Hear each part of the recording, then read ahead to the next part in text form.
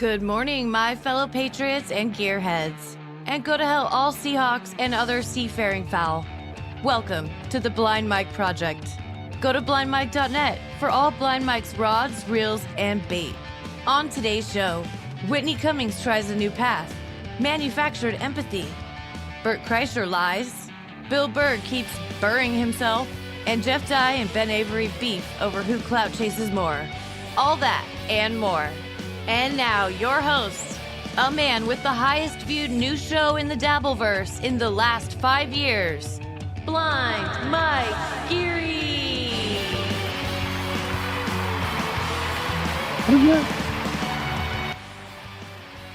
The highest viewed show? The highest viewed noob Dabbleverse show? I think that's true. Who's keeping stats on that? The Dabbleverse. Sounds completely made up to me, but hey, congrats to us, I guess. Whatever. Regardless, it's nice propaganda. We're not live. That'll really piss people off. If we start now lying and say, oh, we're the best. I got to say, and I usually don't start this way, but I got to say I was proud of my friend Craig, because very often when political stuff comes up on this show, he's completely one-sided. He lets, and we're talking before the show, and he goes, tightness is not meant to be graded. It's meant to be appreciated, especially at that age. And I said, it's nice to see you reach across the aisle. That's right. It'd be great. There's a guy, Michael Saylor, big Bitcoin guy. He's the most Bitcoin in the world. And he was on his name came up in the Epstein list. But it was in the context of I guess they were sending emails about him this creep, I don't want him around. And I said, how great would that be if it was Craig's name? I was gonna say that I did see I think HACKRIDE sent, or Casey sent it. It was Jeffrey Epstein was discussing going to the Comedy Cellar for a David L. Louis J. Gomez show, but it was real. Oh yeah. I was like, no way. No, they were legit. The Comedy Cellar was talking to him about getting tickets to that show. I believe that, but not a Louis J. Gomez show. No, it was David Tell, Lewis. Oh, he happened to be on. Yeah. No, the whole list was out on there. Oh, that's very funny. Yeah. Well, especially after he's going on this crusade of Trump is a pedophile, right? It doesn't look great, but does it? I mean, at this point, everyone's in it. You really want that to be your oh no pedophile? I think legit the only person hasn't been tempted. You know what? I suspect Don Fried Chicken is going to have nothing to say about that. No, he's going to talk about babysitting or something. Who really, as Dave Chappelle once said, how old is 15 really, But we're not talking about that today. That is nonsense. Instead, we are getting into I did hear, by the way, before you message us about it, I know the Legion of Skanks talked about us in very high esteem. I appreciated Lewis's kind words, as he often has. And I've been mandated. Carl told me I'm not allowed to talk about it on this show. He said I'm forbidden. So we're going to talk about it on Thursday, I guess. Unless Carl fucks me and talks about it on Wednesday. So this is me saying, don't play those clips, you son of a bitch. I'm sacrificing here. Especially because it's about you. Carl's just going to take it. Carl's involved too. Oh, is he? Big J acknowledges that he's a Who Are These Podcasts fan. And then is like, Blind Mike? I don't know. I mean, I know the Blind Mike Project, of course, but I'm not that familiar with him. And I'm like, you son of a bitch. See, HACKRIDE was lying this whole time. Yeah. Yeah, he's a big fan, apparently. No, we'll talk about that on Thursday as well as many other things. It'll be on this channel. So that's very exciting. Watch those numbers plummet back down to earth. Yeah. Until this channel grows, and then, we're Titans. Yes. Titans. That's been coming out of Craig's mouth a lot this week. Titan. All right. Go to blindmike.net. Subscribe. If you like the show, give us a thumbs up. What do you say? I like these guys. Smash the like button. And subscribe if you want notifications. We appreciate that. You can also watch the video on Spotify now. We're Spotify boys. That's right. If you use Spotify, but you want to see our lovely faces, you can do that now. So subscribe on Spotify or wherever else you get podcasts across this great nation. BlindMike.net is the easiest place to find all those links. We're live every Sunday at 10 a.m. if you listen to the audio. What else? Why are you laughing? We just posted Doug Stanhope, Something to Take the Edge Off. We did a review of that album, which was fun. It's up for members now. If you want to check it out, it'll be out for the rest of you later this week. And become a member on Patreon or YouTube. You can become a YouTube member, Patreon member, whatever you're more comfortable with. And again, blindmike.net is where you find those links. What do we talk about first? Oh, you know what? I want to talk about this first. Since we mentioned Luis J. Gomez, let's talk about the Regs that I was watching the other night. Thought it was a very good episode of these boys. And they mentioned something. Luis brings this up from time to time. And there's a lot going on. A lot of teases being made for what might happen at Skankfest. And Luis always brings this up to the point where now I'm starting to believe maybe he'll do it. Maybe he's capable. I don't think this is ever going to happen. I don't see how it fits in a live show format because these guys hate each other so much. But Luis keeps teasing the idea of an Opie and Anthony reunion possibly happening one day at Skankfest. It's Luis's biggest goal as far as like a surprise show at Skankfest. And I wanted to play the Regs talking about him because I thought it was an interesting conversation and I wanted to weigh in. Maybe. He did the Tough Crowd reunion in Brooklyn. It was only Brooklyn, Yeah. but the Tough Crowd reunion was one of the biggest moments in the history of the festival. I want to get the Opie and Anthony reunion. There's got to be a path. Why is Opie such a pussy? You're friends with You us, would though, right? have to. Well, you would have to. Are you friends with Opie still? I was, but then Hold on. Can I give Lou, since Lou's is a friend now, can I give you a little advice, Lou? This is not the way to get Opie. No. Even if you're joking, if it's slight criticism, you got to wash the guy's balls. Do not even give him even if you say he's a great guy, but with kind of a tone, that'll blow up the entire deal. You gotta massage him gently. You can't call him a pussy right there. If he ever sees that clip, he's out. He's never going to do it. Yeah, you gotta talk about when he saved that guy from a riptide. Yes. Opie, it's like approaching a skittish animal. Hey, bud, what do you do? You want to come? I got a treat for you. You want to come here? Any sudden movements are going to frighten him. Treat him like a runaway dog. Yeah, come on, buddy. last year. Or he was kind of a dick to Well, Bobby. he smashed me. Why? It was an earthquake, and he's like, "Did Bobby just do jumping jacks?" That's funny. But yeah, but I already lost the weight, so it didn't even make sense. I was like, Well, that's This is not a good time for Bobby to be sensitive either. You stepped on Lewis saying exactly that. lost the weight, so it didn't even make sense. I was like, well, that's you I was being 100. sensitive. No, I didn't say anything. I didn't get sick. I thought it was funny, but I said something back. I go, "You still got it," and by I don't mean a radio show. That's And funny. he went fucking ballistic. What are you saying? That's also funny. And this is what I mean, where Opie sees that, like, hey, you still got it. But by it, I don't mean a radio show. And Opie's like, oh, you want to go there? Like, out of nowhere. He hasn't seen Bob Kelly in years. Opie makes some fat joke about Bob Kelly. Bob Kelly responds in kind. And Opie is like, whoa, you want to go there?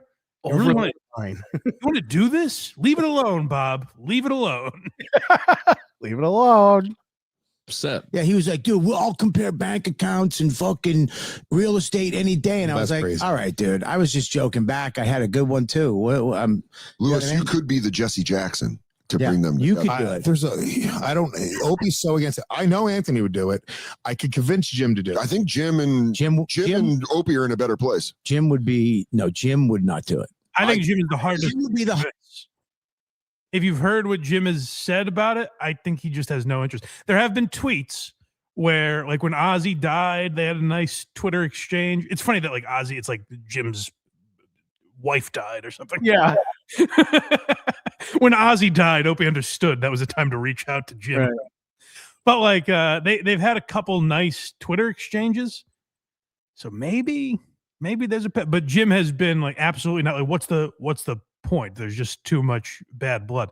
Now, here's the thing is, like, if they were going to do a podcast quarterly together or something, I don't know what the formula would be. I just don't understand how it works at a live show, because it's going to be, you're going to have this room full. They would be in the big room, I assume. So 1,000 fucking Skanks fans in there, packed in there, booing everything Opie says. Booing everything Opie says. And they're going to work out like Opie has called Anthony not just like a drunk and a racist, but like an evil guy. Like, the things this guy has done to me. Anthony shit all over his podcast. Jim has pretty much stayed out of it, but like taking shots at Opie. The idea that they're just going to come out, like, what would they even do on stage together? I don't know what that would be. I used to be in the camp of make it happen. Someone please make this happen. I just don't understand what the show would even be now, because one of two things. It's either too ugly between them to do any sort of coherent live event, or it would be phony, like it kind of was when Anthony and Opie did those like crossover shows where Anthony was live on Compound and Opie was live on Sirius in the afternoons, and they would basically call each other and do like 20 minutes together. They never addressed any of their like real issues. So would it be that? Because no one wants that. The entire crowd would be like, what the fuck are you doing? It was awesome though. But Anthony's so non-confrontational. However, it's gotten to the point where he said enough stuff publicly, he would kind of have to confront Opie, I would think. Artists to get to. But even if Jim didn't want to do just Opie and Anthony on stage, no cameras, the same way we do the Naked Roast. We won't even tape it. Just do a fucking reunion where you guys fucking come to Skankfest. You bring in Bobby, Voss. We'll fucking dig up Patrice's body. God damn, Can't you just get a black guy to do Patrice? Just bail Bobo out of whatever home Oh my he's in God, right dude, now. how fucking gay and fucking, dude, how fun would that be? I'll be there, Lewis. Get ready for some DMs, Lewis. You're talking about me. I'll be there. That was probably the most praise Bobo's ever gotten. They're talking about an O&A reunion. He's the first name outside of the show that they The Mets will be done by then, so my schedule's free. It would be a moment for Skankfest. That, Sam Roberts. That's my biggest, like my Check biggest him thing out. if I could do it. Like an Opie and Anthony reunion E-Rock. surprise. Oh my God. E-Rock would be E-Rock sick. would be great. That would be awesome. You got to do that. Yeah. As a Yeah, fan of that show, They so look, It guys. doesn't look good. Guys, I've seen their Listen to Twitter. me. Harass Opie. I don't know why they just don't put it behind them though. They're like Pink Floyd. They It's not really are. happening. yeah. Yeah, but they're both they both got stuff. They got their houses. They got their fam. Move the fuck on and just be friends again. Who gives Yeah, a the shit? bank accounts are fine. Yeah, Just that fucking easy. come and give the people what they want. Greatest radio show underneath Howard Stern. I think a better show than Howard Stern, honestly. Made me laugh harder than Howard. Yeah, I wasn't At even one an I Opie agree and with Anthony you. growing up. I was I think it's a funnier show because I think you can look back on. I mean, I guess there's elements because Opie and Anthony hating each other was simmering under the surface and very rarely ever brought up. I guess you could look at that as an element of phoniness. But if you look back at like old Howard Stern, some of it's even hard to listen to now because you're just like, well, was this guy? It was fake. Like none of this was the real guy or what? You know what I mean? Like because of who Howard is now, you just question everything. Or even like, you know, if he takes calls, you're like, are these calls set up? Howard has just made you question everything about that show that seemed so real at the time. But also, like, I think a lot of Howard Stern's humor didn't really hold up. And I don't mean like, oh, it didn't age well in the sense of like, we don't talk like that anymore, Howard. I just mean like, it seems so juvenile now where Opie and Anthony's stuff, I think, holds up a lot better, you know? absolutely that's no question. It wasn't just, you know, fart and dick jokes. So like there's some stuff you listen to from old Howard Stern and you're like, this just seems corny now, you know? Right.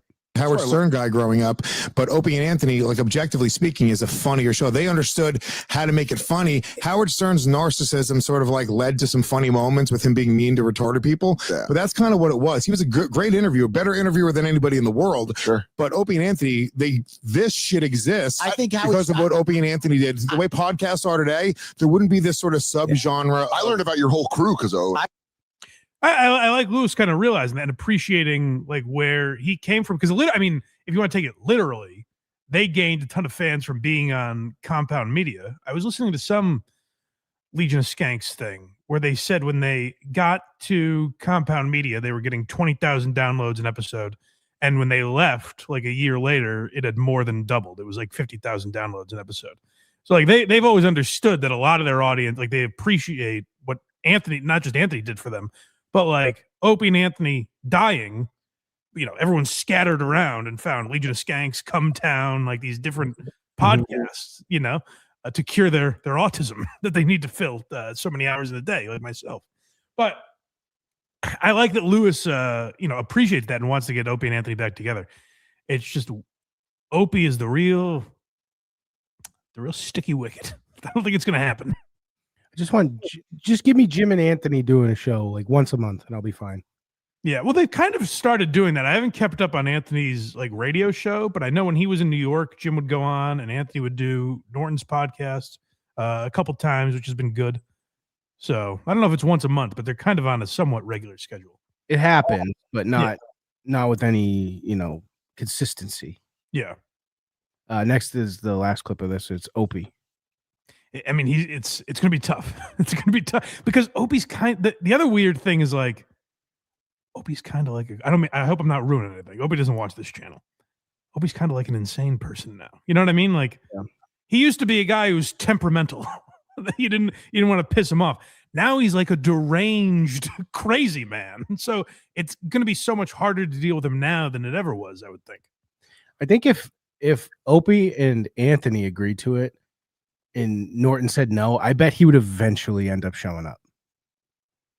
If Opie and Anthony agree to it, it'd be tough for Norton to say no. Yeah.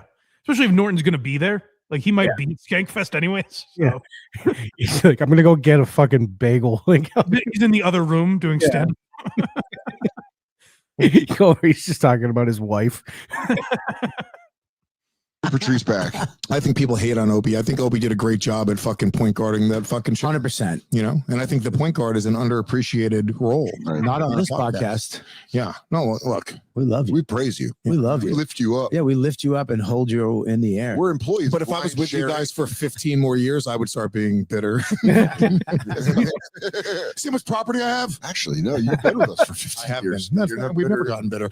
No, he was insecure because I think Anthony and Jim started really having like this dynamic. Oh my God, when they get cooking. Yeah, but know what it is? It's resentment. They didn't talk about it, fight about it. Like we fight. We all have shit. We talk about call it, each other up Yeah. and air it out. They never walking home with them was the worst. Because if you walk home with him, you're talking about him. Yeah. And I would be like, why don't you just call him and just say this? So I have with all of you had a serious conversation at one point where we were like, yo, what's fucking going on? Like whatever it is. Yeah. Gets you hot in the kitchen. We have a moment, right? With every one of you. I know you've had it with every one of us. Not Dan.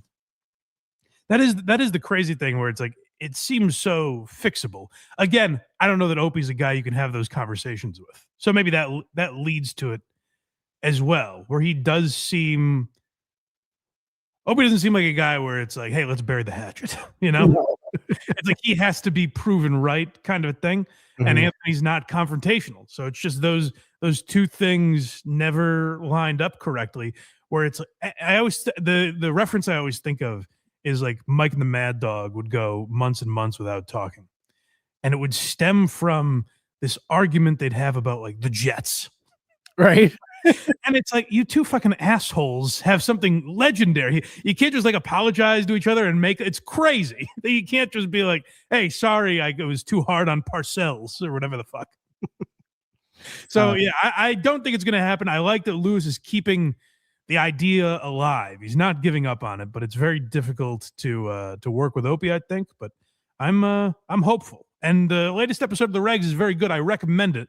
They had a great conversation about Bobby reaching out to his father, and Lewis and Dan were trying to give advice. It was actually like a conversation I was really into, and I was like, oh, this is just great podcasting right here. Now, there's a chance there's some lady in your house who's going to be like, you're probably so emotional about it because of your own issues with your father. and you'll be like, shut up, you dumb bitch. You don't know what you're talking about.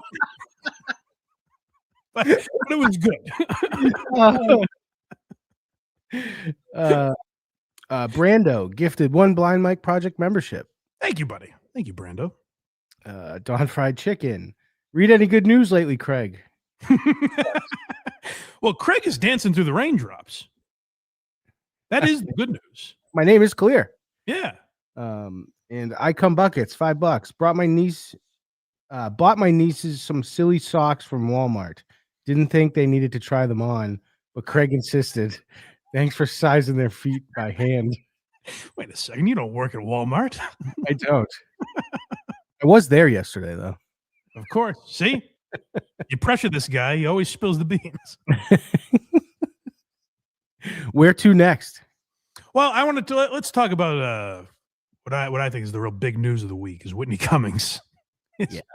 She is she's taken on some heavy hitters here. She's going after Miss Rachel.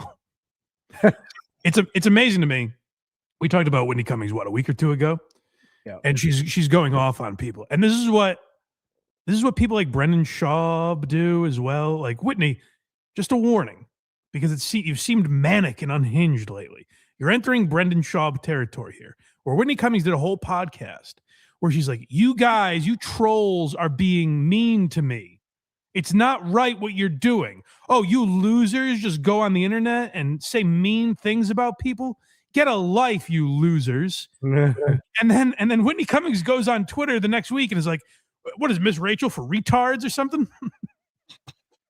And it's like, hey, that's not nice to Miss Rachel, Whitney. What are you doing? She's so Whitney Cummings made some post. She took down, it was a TikTok actually, not Twitter. She made some post about Miss Rachel. You watch Miss Rachel, Craig? No, I didn't know if you have kids. I'm actually asking.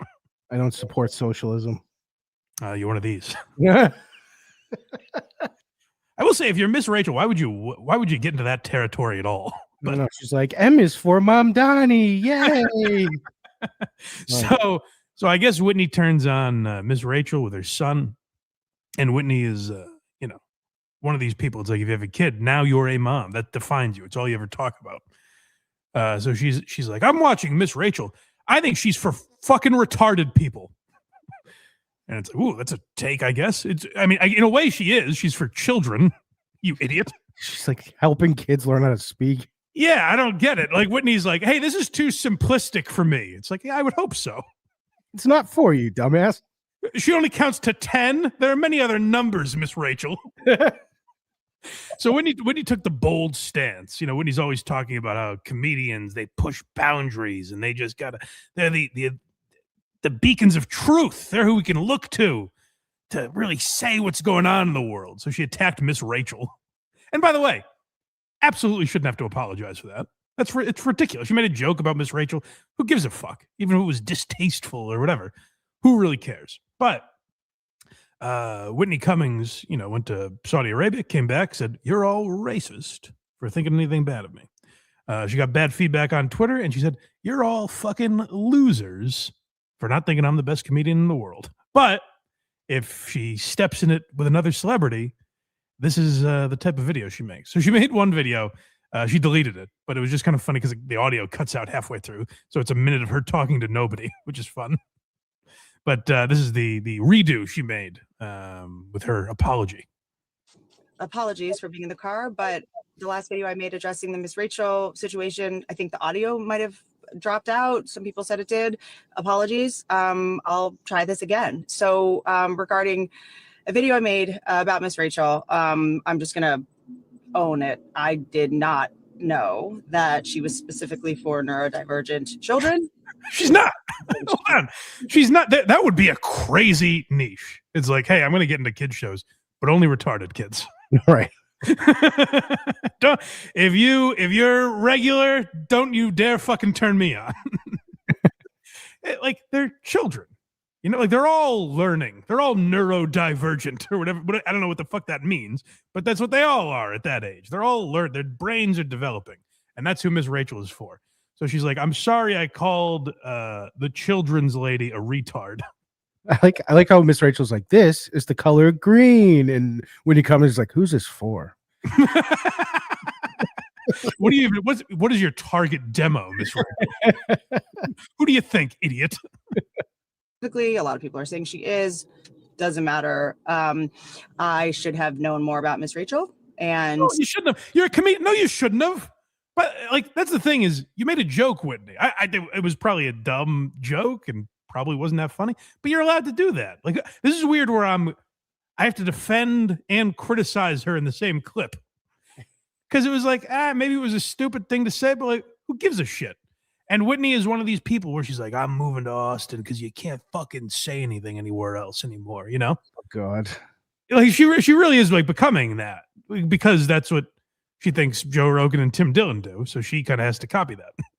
Yeah. But, you know, like that's just the personality she has now. Where before it was believe all women, and now it's like, that didn't work. Now I'm fucking free speech, man. Why can't you say any of these words anymore, man? Floyd Mayweather's jab was a thing of beauty. You can, but here's the thing. Why I don't feel that bad for Whitney Cummings is when you do an episode and you're like, why do I have the biggest podcast in the world now, even though no one's talking about me? Why do I have millions and millions of views? Because I don't say bad words anymore. I cleaned up my act. I do all the things that YouTube asks me. And then you go on TikTok and you're like, Durr, I watch Miss Rachel. I'm a fucking moron. It's like, well, yeah, people might call you out for that, Whitney. Way that she speaks in her videos, it does overwhelm my son, but maybe he's just not old enough. That's all I'm going to say. You know, he struggles with people being in his face really loud. And sometimes when I got good news for you, Whit. Ms. Rachel's not even in your home. Nope. She's in his face really loud. Turn the volume down, you idiot. Change the channel. Could do that. I don't understand. This is crazy now. She is losing her mind. It's sad to watch this because I never really had any bad opinion of Whitney before. I didn't necessarily like her comedy. Like when we watched Two Broke Girls on Patreon a couple of years ago. It's a disgrace to sitcoms. Yeah. I'm sure the network gets involved. It's probably not entirely her fault. Whatever. I don't know. Whenever I think of that, I just think of Heil Honey, I'm Home, and I forget about that masterpiece we got wrong. Heil Honey, I'm Home is a great sitcom. It's the best show I've ever You seen. also watch that. I think that's on YouTube. Go watch that. Heil Honey, I'm Home was a fun one. It's an unbelievable. It's insane that network was like, yeah, we got this one. Whitney's like, now this is programming. My son, this is the perfect volume for my son. I like how Steve from Blue's Clues is talking to the camera, and Whitney's like, who's he trying to talk to? Oh God, the dog is blue. Like an adult's gonna believe that. What's he drawing in that book? How about this, Miss Rachel? Get a clue, like this idiot. When he's attacking all the taboo subjects now, she's going after Miss Rachel. But also, like, just tell people to fuck off, Whitney. Who cares? You made a dumb joke. Who gives a shit? You cannot come home and call all your fans racist. Like, oh, you're all fucking racist. I'm willing to stand up to you people. Fuck you. And then when you get criticized for this, because it involves a celebrity or someone, you think is in power in some way that you don't want to fuck up other deals for you, your management called and said this might be bad. Now you're going to grovel and beg for forgiveness? It's so sad to watch. Or take them somewhere. People are like really loud and in children's faces and over emote. Hey, two comes after one, idiot.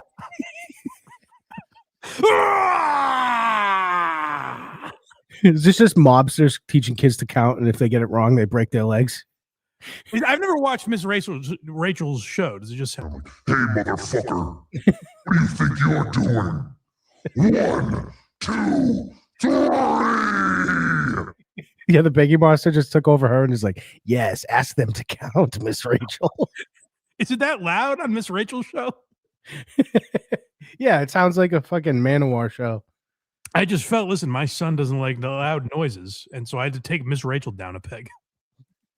By the way, everything she's describing sounds like Miss Rachel is targeting her son. I know. Well, Miss Rachel came to my house, got in my kid's grill. I was like, hey, motherfucker, what do you think about Palestine? What do you think about these fucking mongrels over there? P is for Palestine. Get out of my house.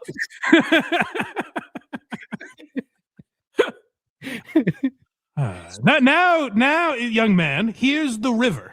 You're familiar with this. You know what borders are. Children. So I'm navigating him and what he reacts to, and I only have the experience of raising my son. So I'm sorry if it wasn't the same experience that you guys have had with Miss Rachel. And I'm sure that maybe when he gets a little bit older, he's going to be obsessed with her. Maybe I just showed it to. Yep. That's usually most kids get into Miss Rachel about 15, 16 years old. Of Yeah, naturally. That's a popular, like when you're in high school, it's a popular costume is Miss Rachel. You got the overalls on. She literally is just, gone super political and like all this stuff. Is that why she's calling her retarded? Like, I don't get it. I don't know what Whitney is doing. She has lost all sense of self. I mean, like I said, we always say her podcast is copying Tim Dillon. It's a mix of Tim Dillon and Joe Rogan. She wants to be one of those two guys, and she's not very good at it, like as you can tell. So she is. What's the correct word? She has views that her view counts are starting to get questionable. Yeah. By the way, she had a guest on. She had a guest on this week. Oh. Her whole thing was like, I don't have guests because no one gets views when they have a guest on. She's just a fucking plastic contradiction. It's weird to watch. Whitney has made herself into a lol cow, like legitimately, where a lot of people that came back from Riyadh just didn't fucking talk about it, and they're fine now. I don't think Mark Norman lost one fan. You know? No. Like, it's crazy the amount that maybe she's always been doing this and there's just more attention on her now, but she seems like she's unraveling. I know she's going through stuff with her family. Her sister seems a little, out for vengeance. I don't really know what that whole thing is about. Well, you know what? When she starts threatening little kids' TV house, I'm like, you know what? The sister might be onto something here. Well, yeah, it's a weird angle, but it's also like, that could if you go after Miss Rachel, if you have a good bit about Miss Rachel, that could be very funny. Yeah. And you know what I mean? Like, because it's a topic that who else would think to talk about that, really? Make fun of this beloved child's figure. So like that could be funny if Whitney had a funny angle on it. And I'm sure Whitney took the video down, so we didn't get to see the video, which that's another good instinct, Whitney. If you want to be one of these arbiters of truth, just delete the video. Yeah. Be petrified. Go, delete. No one should see that. I'm sorry, everyone. That's a good instinct. But like, maybe Whitney found a funny angle on it. And I'm sure a lot of these people are being fucking assholes because it's Whitney Cummings. Where if some other comedian made the exact same joke at the exact same time, and no one would give a fuck. But because it's Whitney, it's fun to pounce on her. So there's a lot of that going on. But Whitney, you've given them a ton of ammo by going, God, I'm so sorry. I should have turned the volume. My son doesn't like loud noises, and I was overreacting. Next, you gotta turn on Ms. Rachel, and she's like, "From the river to the sea." Ms. Rachel, I apologize. The volume button hasn't been working on my remote, so that's really what this is all about. It's on 93, and I can't turn it down. Children's icons. They haven't gone this poorly. Like Winnie the Pooh, not wearing pants, it's always something that I don't know how to explain to myself. Always taking down the Epstein files. we got a ton of names to talk about. And Whitney is finally going after Winnie the Pooh. It's about time. Zoran Mamdani's mom was on this list. He's not wearing pants, Craig. Winnie the Pooh, put some pants on, you pervert. Freak. Cover Winnie's genitals. Who names their kid Pooh? Whitney, very brave of her to go after Miss Rachel and Winnie the Pooh. She's going to take down Mickey Mouse. And that's, by the way, I mentioned, hey, that could be an interesting angle. I've never heard too many Ms. Rachel jokes. Winnie the Pooh not wearing pants. I mean, Jesus Christ. It's been done to death, Whitney. What are we doing? In the audiobooks and on the Toonie, there's this story where everyone's playing with his bottom, and I'm like, I feel like we could cut that, So I'm just navigating being a new parent and a comedian, and I realized it's gonna be so difficult. Imagine it's gonna be so much more difficult to have your entire days free with your child, and then work at night when your partner is home. That's gonna be so much more fucking devastating than working like 9 to 5 days a week and having to put your kid in fucking daycare for an exorbitant amount of money. I'm sure that's so much more difficult the way you parent, Whitney. So it makes sense that you're not handling it very well. I'm just navigating being a new parent. heroes are such a big deal. And I'm sure to us, since we're so emotionally attached to them. And I realize if someone, made fun of Thomas the Train, I'm sure I would be just as pissed as you guys are. I am fucking pissed because it's Thomas the Tank Engine, you dumb bitch. You hold on. You would be pissed? Thomas the Tank Engine. This guy's a real fucking mo. Hey, knock it off. He was really cool. And I think it was voiced by George Carlin, right? Is that right? Am I thinking of the right show? That was my favorite show growing up. That'd be hilarious. I never knew that. Well, you better not talk about Thomas the Tank Engine unless you know your shit, pal. Well, she said Thomas the Train, so she doesn't know anything. She's not a fan. Whitney, add that to the list. Whitney's a hack Thomas the Tank Engine fan. I want to just go to her house and Barney's hanging from her front tree as a message. You don't know anything about Thomas the Tank Engine, you bitch. Whitney, I got news. Chug it, chug it, chug it. There's something coming for you. It's a Trainiacs. And we're going to take you down, you fraud.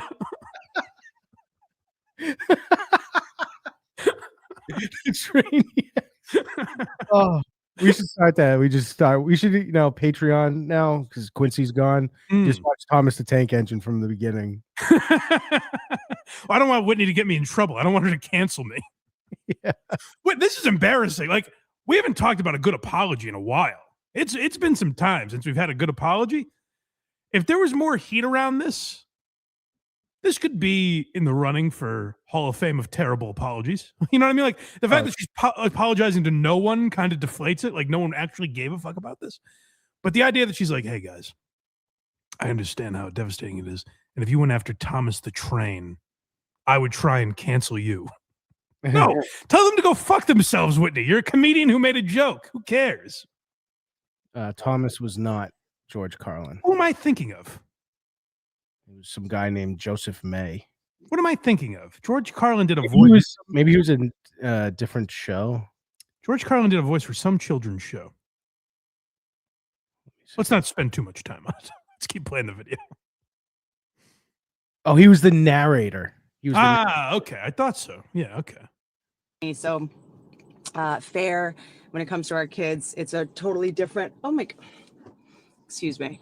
It's a totally different thing, and I'm navigating it not well at the moment. You know these people that put parenting on you, where it's like she's talking to strangers. She's on her TikTok. I don't even know the bitch. She's like, have a little compassion. I'm trying to be a parent. You chose that. Why do I have to interrupt my day to watch you groveling for forgiveness because you're stressed out about being a parent? Get a hold of yourself. If you have a kid, it's on you. Like, I'm sure it's very difficult, but get a fucking grasp on life, Whitney. This is not our problem to solve. You having a crying child at home. The volume's too loud. Shut up, you little twerp. I don't know. Back up from the TV. He's probably watching it from an inch away. He's watching it from an inch away. It's a close up, and he's just like, Miss Rachel, get out of my fucking face. The good news is she can probably bring him to all her shows. No problem with volume there. That's true. Know about all the deeper. It became about Palestine and Israel and all these other things. I didn't know that I was stepping into that, and I should. You weren't. You weren't. You made a joke, and then fucking maniacs came out. We're like, oh, you criticized Miss Rachel? I guess you stand with Palestine or whatever the fuck the correct side is there. I have no idea. But like, you're apologizing to idiots, Whitney. A thing you pretend to rail against and care about so much. It's the opposite of what got you in trouble when you went to fucking Riyadh. Now you're doing the reverse of that. You just keep stepping in it because you don't have any thoughts of your own. You don't have a personality. You're just trying to be whatever the audience wants you to be. And that's very detrimental to a human psyche when you keep stepping in it the way Whitney is. And I should have done more research. I should have known more about her. I should have known. Oh, you shouldn't have. Stop it. Hold on. Watch this. I think Ms. Rachel's a fucking dummy. Is the stream still up? No. I said that. I'm going to be honest with you guys. I said that free of research. I'm sure she's very smart, but Yeah, you know, when her career's getting to the peak, she just takes a radical political stance. hey, Miss Rachel's for fucking morons. I should have done more research about that. How would you do research on what is the IQ of children that watch Miss Rachel? She's reading her Wikipedia, like, oh, I didn't know that. It was unnecessary to post, frankly. And This is unnecessary to post. really scary No time kidding. as well right now. Tensions are high. Yep. What's going on in the world is terrifying. So I heard. I I have sources. What the fuck is she talking about? I have sources, and I heard Netanyahu said, hold on. Whitney said what about Miss Rachel? Let's get her. This is crazy. apologize if I added any stress to anybody's day, or maybe being mad at me was a nice diversion from being mad at. Don't do this. Uh-oh. Don't do this, Whitney. Oh, no. Don't give a groveling apology. Please, guys, I'm so sorry. I didn't understand. I should have done more research. Or maybe you just need to take a chill pill. Don't do both. You cannot give a 5-minute fucking apology to these people and then at the end slip in, or maybe you're just PMSing right now. I don't know. Maybe you're all, maybe you're all just fucking little girls, little baby girls is what you are. You can't slip that in at the end after giving this fucking wormy apology. So thanks for listening. Thanks for your patience. And I'm a little insecure that this video is not funny, but I'm really going to just try to not make jokes around. That's just like the rest of them. Around this sacred person that I obviously need to learn more about. And Now she's just mocking Miss Rachel, the sacred cow. It's like I've never heard someone apologize and so clearly not believe what they're saying. Or it's like, yeah, I guess it's fucking. You might as well be given the jerk off signal, where it's like, yeah, I should learn more about this fucking idiot, huh? new mom, I'm gonna start navigating things a little bit differently when it comes to children's heroes. Got it. Thanks for listening. And oh God, this is almost 4 minutes. Sorry. It's okay. It's okay, Whitney. We forgive you. Well, that I'll forgive you for. Yeah, the time. Boy, it's kind of fun to watch. I'm glad Whitney went to Riyadh because it's been a lot of fun to watch. Her just collapse. Yes. She is losing it. Like she might take the cake. We'll talk about Bert later too. I think Whitney takes the cake for just unhinged reaction to how people have responded to her. Yeah. A Yankee, $5. Whitney is looking like a beige egg in this video. Good for her. Good for her. Atta girl. I miss you, Jimmy. $5. You can rest easy today, Craig, but you're going down when we finally decrypt that Austrian painter's hard drive. You go all the way back to that, huh? I guess. I am reading a book on World War II right now. Of course you are. It wasn't even really about what people think it was. Oh, no, it was. No, it absolutely was. He blamed World War I, Germany losing World War I on the Jews. Guys, vote in the chat. Which side was this book authored by that Craig is reading? It seems pretty down the middle so far. Down the middle? That's not good. I think both sides had their points. Well, no, it's objectively saying what happened. I got you. Dawn Fried Chicken, $10. The DMs I sent you the other day were about Ashley Cummings accusing Whitney of stealing inheritance and also getting arrested, but I don't think it's credible. I suspect not. Whitney seems free. Yes. Chef Lewis, Craig rules. No more pants. There's someone, I assume it's the same person. Multiple live streams that I've been on since that someone has asked me, do Craig rules apply here? Okay, I appreciate it.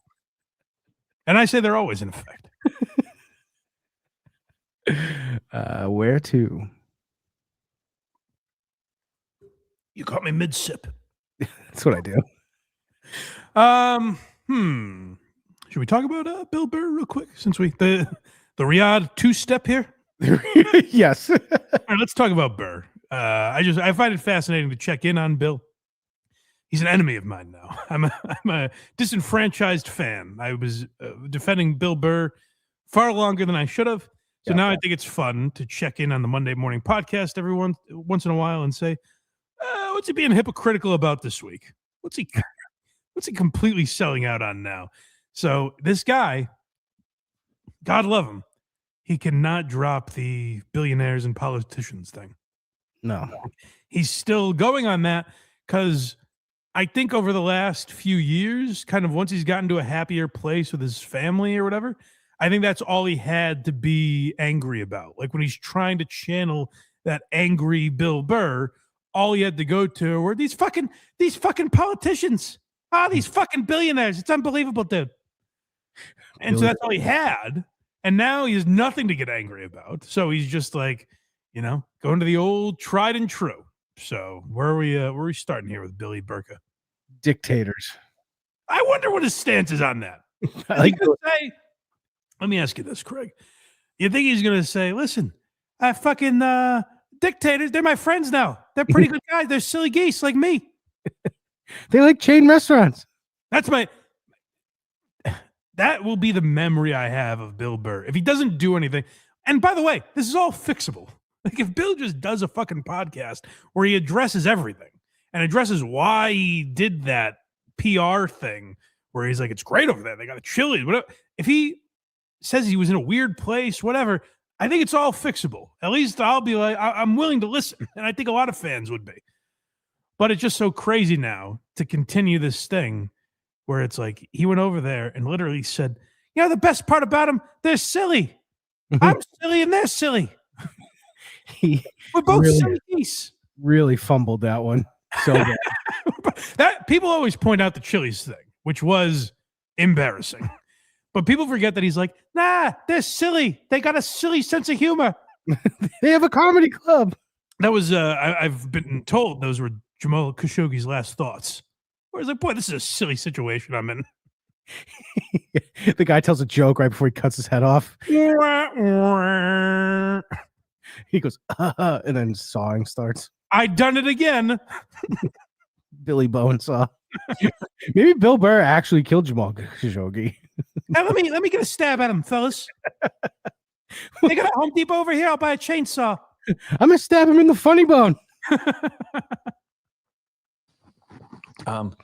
By the way, dude, like, what does ICE have to do before Americans tell them to fucking tone it down? They're literally out there committing murder. Fucking God. Hey, Bill, I don't know if you've seen. Tone it down has been the message. People are out there with fucking signs saying, hey, would you please tone it down, fellas? Some people are actually kicking and attacking them with guns. Bill, yeah, but what world is Bill living in? Yeah, someone should react to this. Yeah, there's been a reaction, Bill. Yeah, someone tried to run over one of them with a car and got shot for her troubles. Bill's blaming Americans for this. It's our fault. Yeah. Well, some of them. Calling unarmed mothers like fucking domestic terrorists or some shit like that. And then I love all these people now walking down like, gee, I didn't know Trump was going to do this. It's like, what about his first 4 years? So I have to talk about the laugh, and I have to ask you about this, Craig. Yeah, you go back with Bill Burr probably as far as I do. Mm-hmm. Is the laugh new? No, he's always done that, right? Yep. Okay, because it feels much cringier than it ever was. But I've been telling myself, I'm like, nah, he always does that. Well, Mike, the difference is it used to be like Sherry's berries. Now he's like, ICE raids are killing moms. Do you see what did you vote for one of the fucking two candidates? You fucking miserable pricks. What, did he have a mushroom trip during Sleepy Joe's tenure? Okay, I really just got it. If we can just step outside of politics, this guy is not a Republican. And you are who you take, Bill. I've never heard that before. Yeah, that's crazy. He was friends with the Clintons up until he was elected. Has this guy always been I'm sorry. If this is what Craig and all these other people were trying to get through to me, has he been this stale for this long? Yes. That's crazy. Yeah, I was trying to help. That's what I was blindest to, was Bill Burr. Been bumping into Bill Burr walls for all these years. You met him that one time at Barstool HQ, kind of. I do have to say this though. We talk about this a lot on Why You Laughing, where Bill was like his red tie, blue tie stuff, and like these people just go to imright.com. He was kind of at the forefront of that, and a lot of people have copied him. So there's elements of what Bill Burr does now that seem hack because people just ripped off Bill Burr and kind of stolen that persona. So there is some of that there. But for Bill to now be like, what these? He's not even a fucking Republican. Yeah, Bill, we're past that. Tiger Lily in the chat says, yes, Mike, we were all telling you in all caps. I'm sorry, guys. All right. You know what? Me and Whitney are sorry today. And listen, if you guys made fun of Thomas the Train, I'd be upset too. Loves dictators. He's going this route. All right. Oh, this is go back a little bit. The fucking gall of this motherfucker. The gall of this fucking prick. To be, he's friends with fucking dictators, this guy. Bill, your business partners with them flew over there so they could rub bellies with you and be silly geese. You're friends with people we should be going to war with. And then noshed on some baby back ribs. Fucking boy, you guys really treat me right. You brought me out to a Chili's. Fucking unbelievable. You're my best friends. The Chili's is my favorite thing. Poor fucking Joe DeRosa can't get cast in any of Bill's shit. Meanwhile, his new friends are fucking dictators. Post tenure. Did something happen with him in DeRosa? I think so. I've gotten that vibe. Okay, I really just got it. If we can just step outside of politics, this guy is not a Republican. And you are who you hang out with. This guy loves dictators. He's going this route. Boy, I wish there was footage of Bill over there. Wine and caviar, having a great time. I'm off the wagon, dude. Boy, you fellas are fucking terrific. You're my best friends. Get over here. Those people, they probably think like his skin tone is a curse over there. You are who you hang out with. Shots of Bill Burr and Riyadh. Yeah. Trying on the prince's hat. Yeah. And I can tell you this, in a very quick amount of time, if nobody stands up to this guy, me literally saying this, I'll have ice at my door and I'll be on my way to Alligator Alcatraz. That's what he's doing. This, you know, you don't. God, you don't Bill. show your This is so pathetic. They're gonna fucking deport me. I hope they send me over to where my friends live. He needs his next special to be the funniest thing ever written. What's the big deal, though, Bill? They deport you. Just go hang with your buddies in Saudi Arabia. It seems like a lovely time over there. But that's the thing is they're like, oh, Bill Burr's like, yeah, they're going to come after me. I'll tell you, just said something that triggered my the old noggin here. If the next special is like completely honest, you know what I mean? Like that's his way out of this. It better be. If the next special is great and completely addresses this, even if he wants to make fun of, like, go ahead and make fun of fucking Mark Maron, David Cross, and whoever, idiots like us on the internet. But it better be fucking great. Better be. hand is a dictator. I want you to go watch his last special because I watched it in this because I watched it in this headspace. And that's why I was like, I liked the part where he was talking about, you know, his marriage and like those troubles and stuff. Yeah. And he just gets into like weird shit. Well, I don't mind it. And I still say this, where like the stuff when people were, my defense of Bill Burr was always rooted in this, basically. Well, even now, like where he's criticizing Trump, if he was saying this about Joe Biden, you wouldn't be upset about it. You wouldn't be like, hey, it's not funny. You know what I mean? Like if he had this level of criticism about a Democrat, it wouldn't bother you at all. If it was funny. But no, I'm saying literally this, but just reverse it on whatever Democrat. You know what I mean? Like this level of criticism, this level of jokes, whatever. If he was saying about a Democrat, it wouldn't bother you. I wouldn't love it. It wouldn't be like I wouldn't listen to it. I wouldn't. That was always my defense of Burr. Is I think people are being disingenuous about that. I wouldn't listen to it if it was political and like serious. Like I don't listen. I love DePaulo. Joe doesn't deserve this. Well, I listen to DePaulo. I love Nick that way, Bill. I love Nick DePaulo, but I'm not listening to his show anymore. Right. I understand. Like I just don't. I want to laugh when I listen to these people, not be like, "Yeah, you're right." This guy. My point is, I think a lot of it was fueled by, Bill's criticizing the people we like now, so I don't like. You know what I mean? It wasn't really about how funny it was or wasn't. He's never really liked the people I like, I guess, if you put it that way. But he was always funny about it. Yeah, something. Well, so I'm not even talking about how funny it is or isn't. What I'm picking up on now, and what I'm apologizing to all you people for, is how out of touch he seems. Yes, you know what I mean. Like, even when he's going for a joke or whatever, it just seems wildly like he's not relating. It just feels old. I don't know. He's just completely out of touch now. It's I've always said this when we had these discussions early on, and you were like, no, he's the same guy.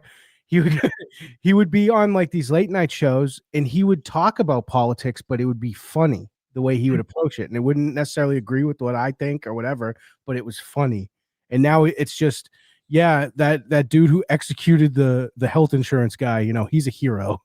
Yeah, it happens to a lot of these guys, not necessarily in the same way, but I always bring up Chris Rock's special, where Chris Rock in 2024 or whatever did that live special for Netflix and was like, I don't know if y'all noticed this. You can't say anything anymore.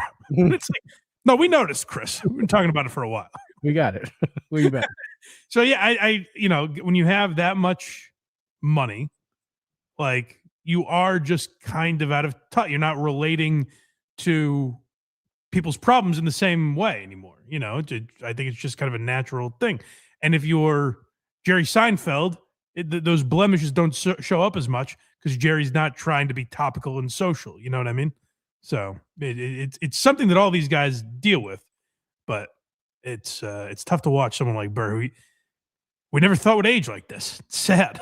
Because like Tim Dillon will talk about politics and it's funny, Yeah, that'll be interesting to watch how Tim Dillon is when he's fucking 60. If he just sounds old and bitter, or he's able to keep up kind of the same sharp observations he has. I'm like, in my head, I'm like, no, he'll go with the times, but I also thought that about Burr too. It's very rare. It's very rare. It's little cuts. Right now, it's non-white people. So most, majority of people are white, so they don't see themselves in those vans. Shut up, Bill. And then what he's going to do My girlfriend's Muslim. They haven't shipped her back yet. I mean, like, come on now. I like the idea that like I'm white, so that like they're dragging her away, and I'm like, see you, sweetheart. I'll make a few calls. Have a nice weekend. I hear they treat you real silly over there. But once he's done with the non-white people, he's going to divide it down to, the enemy of the state. This guy's a commie or whatever. And then it's like, well, I'm not a commie. I'm going to be okay. And you watch, you keep letting this fucking guy go. Eventually, he's going to go after you right-wing people and your guns. That's just the uncomfortable laugh. I guess he always did it, but it just feels so much more. But it would be after jokes. Right. It feels more out of discomfort now. It feels out of like he's just completely uncomfortable. Is this going to be the line that gets everyone back on my side? Like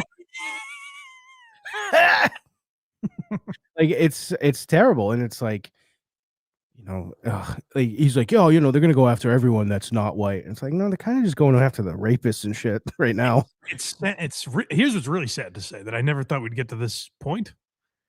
When I listen to Bill's podcast for these clips, he's one of the shows now that I put on triple speed. And I'm just like, all right, Bill, let's fucking get through this. I never thought that would be the case. It's still too long. I'm like, enough.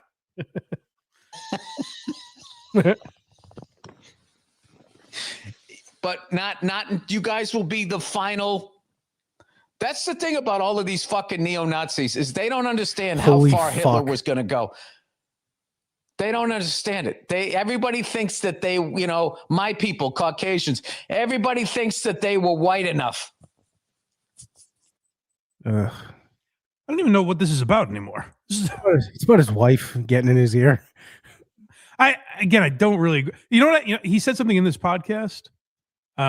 He mentioned his wife used to work for MTV or something like that, and he mentioned that his wife got his niece and nephew tickets to TRL with Carson Daly. Literally, if you know Bill Burr, these two have been together.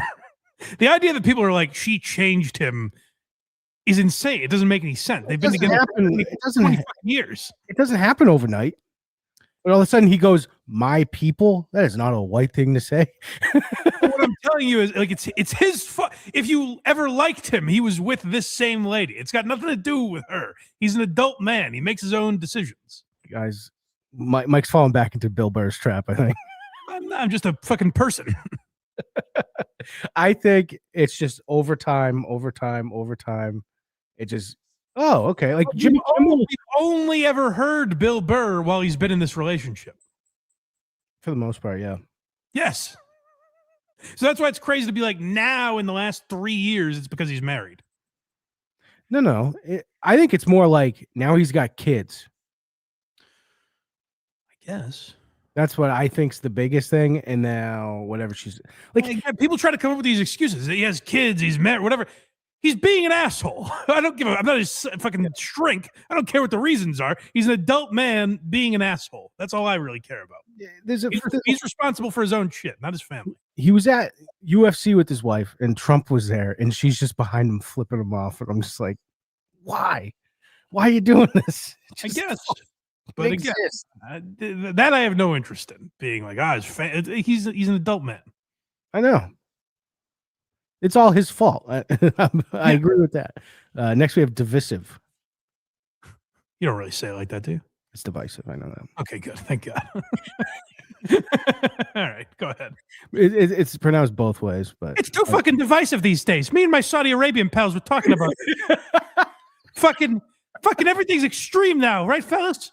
The Chili's menu's so big, dude. We don't know what to get. It's unreal. I don't know.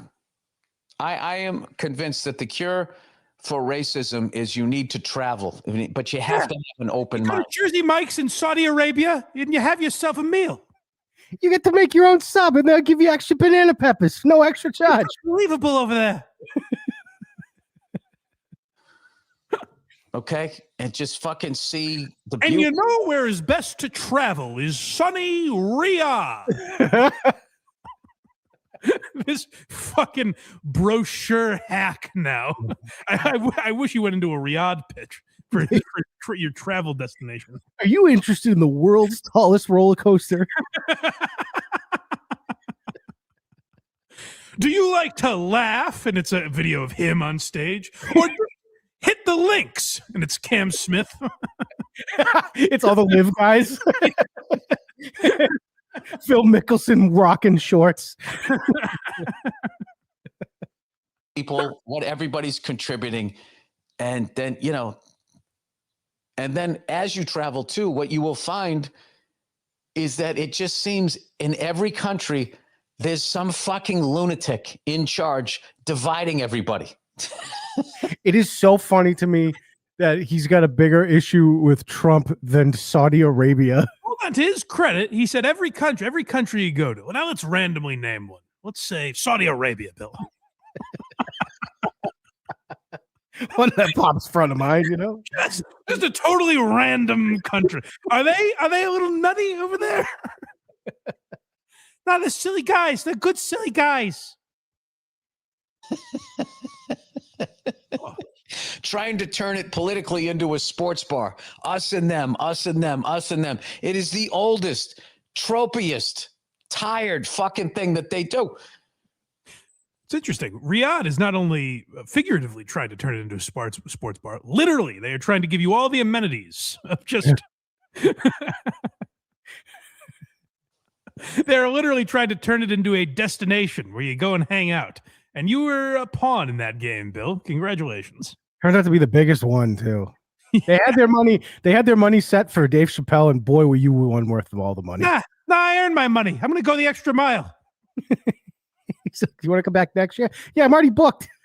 Bill's helping people bring their luggage to the airport. he's, How you doing? He's a flight attendant. You guys have a safe flight, all right? You're going to love it over there. Yeah, you guys, the oxygen mask, it is going to fall down from above. I'm just thinking, I don't know why this popped in my head. I always think of Steve from Gloucester helping Jeff D. Lowe with his bags. And for some reason, I'm thinking of Bill Burr doing that with people going to Saudi Arabia. Hey, let me help you there, friend. You're going to love it. But fucking morons. I don't know what they just, I don't know. I'm trying not to be divisive with my words. People. Why? You're trying not to? You're doing an awful job. Where did that guy come from, by the way? I don't want to upset anybody. Oh, is that right? I'd hate to ruffle any feathers. Who is this? It's so sad. I know. You're telling me, buddy. Next we have Chaos. Oh, I imagine it's all the bombing going on over there with his pals. He is just, I don't get it. It's just this guy is in love with chaos. He's got everybody all fucking riled up. It's just like, what exactly is the problem? Is he talking about Trump? Yeah. Oh, good. Okay. All right, Bill. I don't get it. You're a billionaire. Now, let's behead this fucker who said something about Israel. What do you say? Come on, boys. What do you say? What's he gonna do? I'm losing my bird, by the way. But what's he gonna do when the first trillionaire is from Saudi Arabia? He's like, fuck, cash in. no, because he's gonna really hate them, and now billionaires are fine. That's what he's doing. No. But those are the good billionaires, Craig. Don't you realize? What are you, a fucking idiot? Those are the good billionaires. They're not evil over there. We're evil here. Just us. That's true.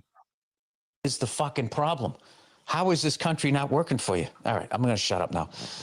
Let's move on here. All right. It's weird because he dips his toe in, but you can tell he's like scared of it also. Well, yeah, I mean, his life just got turned upside down. Well, but why even bring it up? Because he's the only one in the room. I don't know if you can tell. I think he got like Men in Black sticked, whereas his memory's wiped, but it seeps in.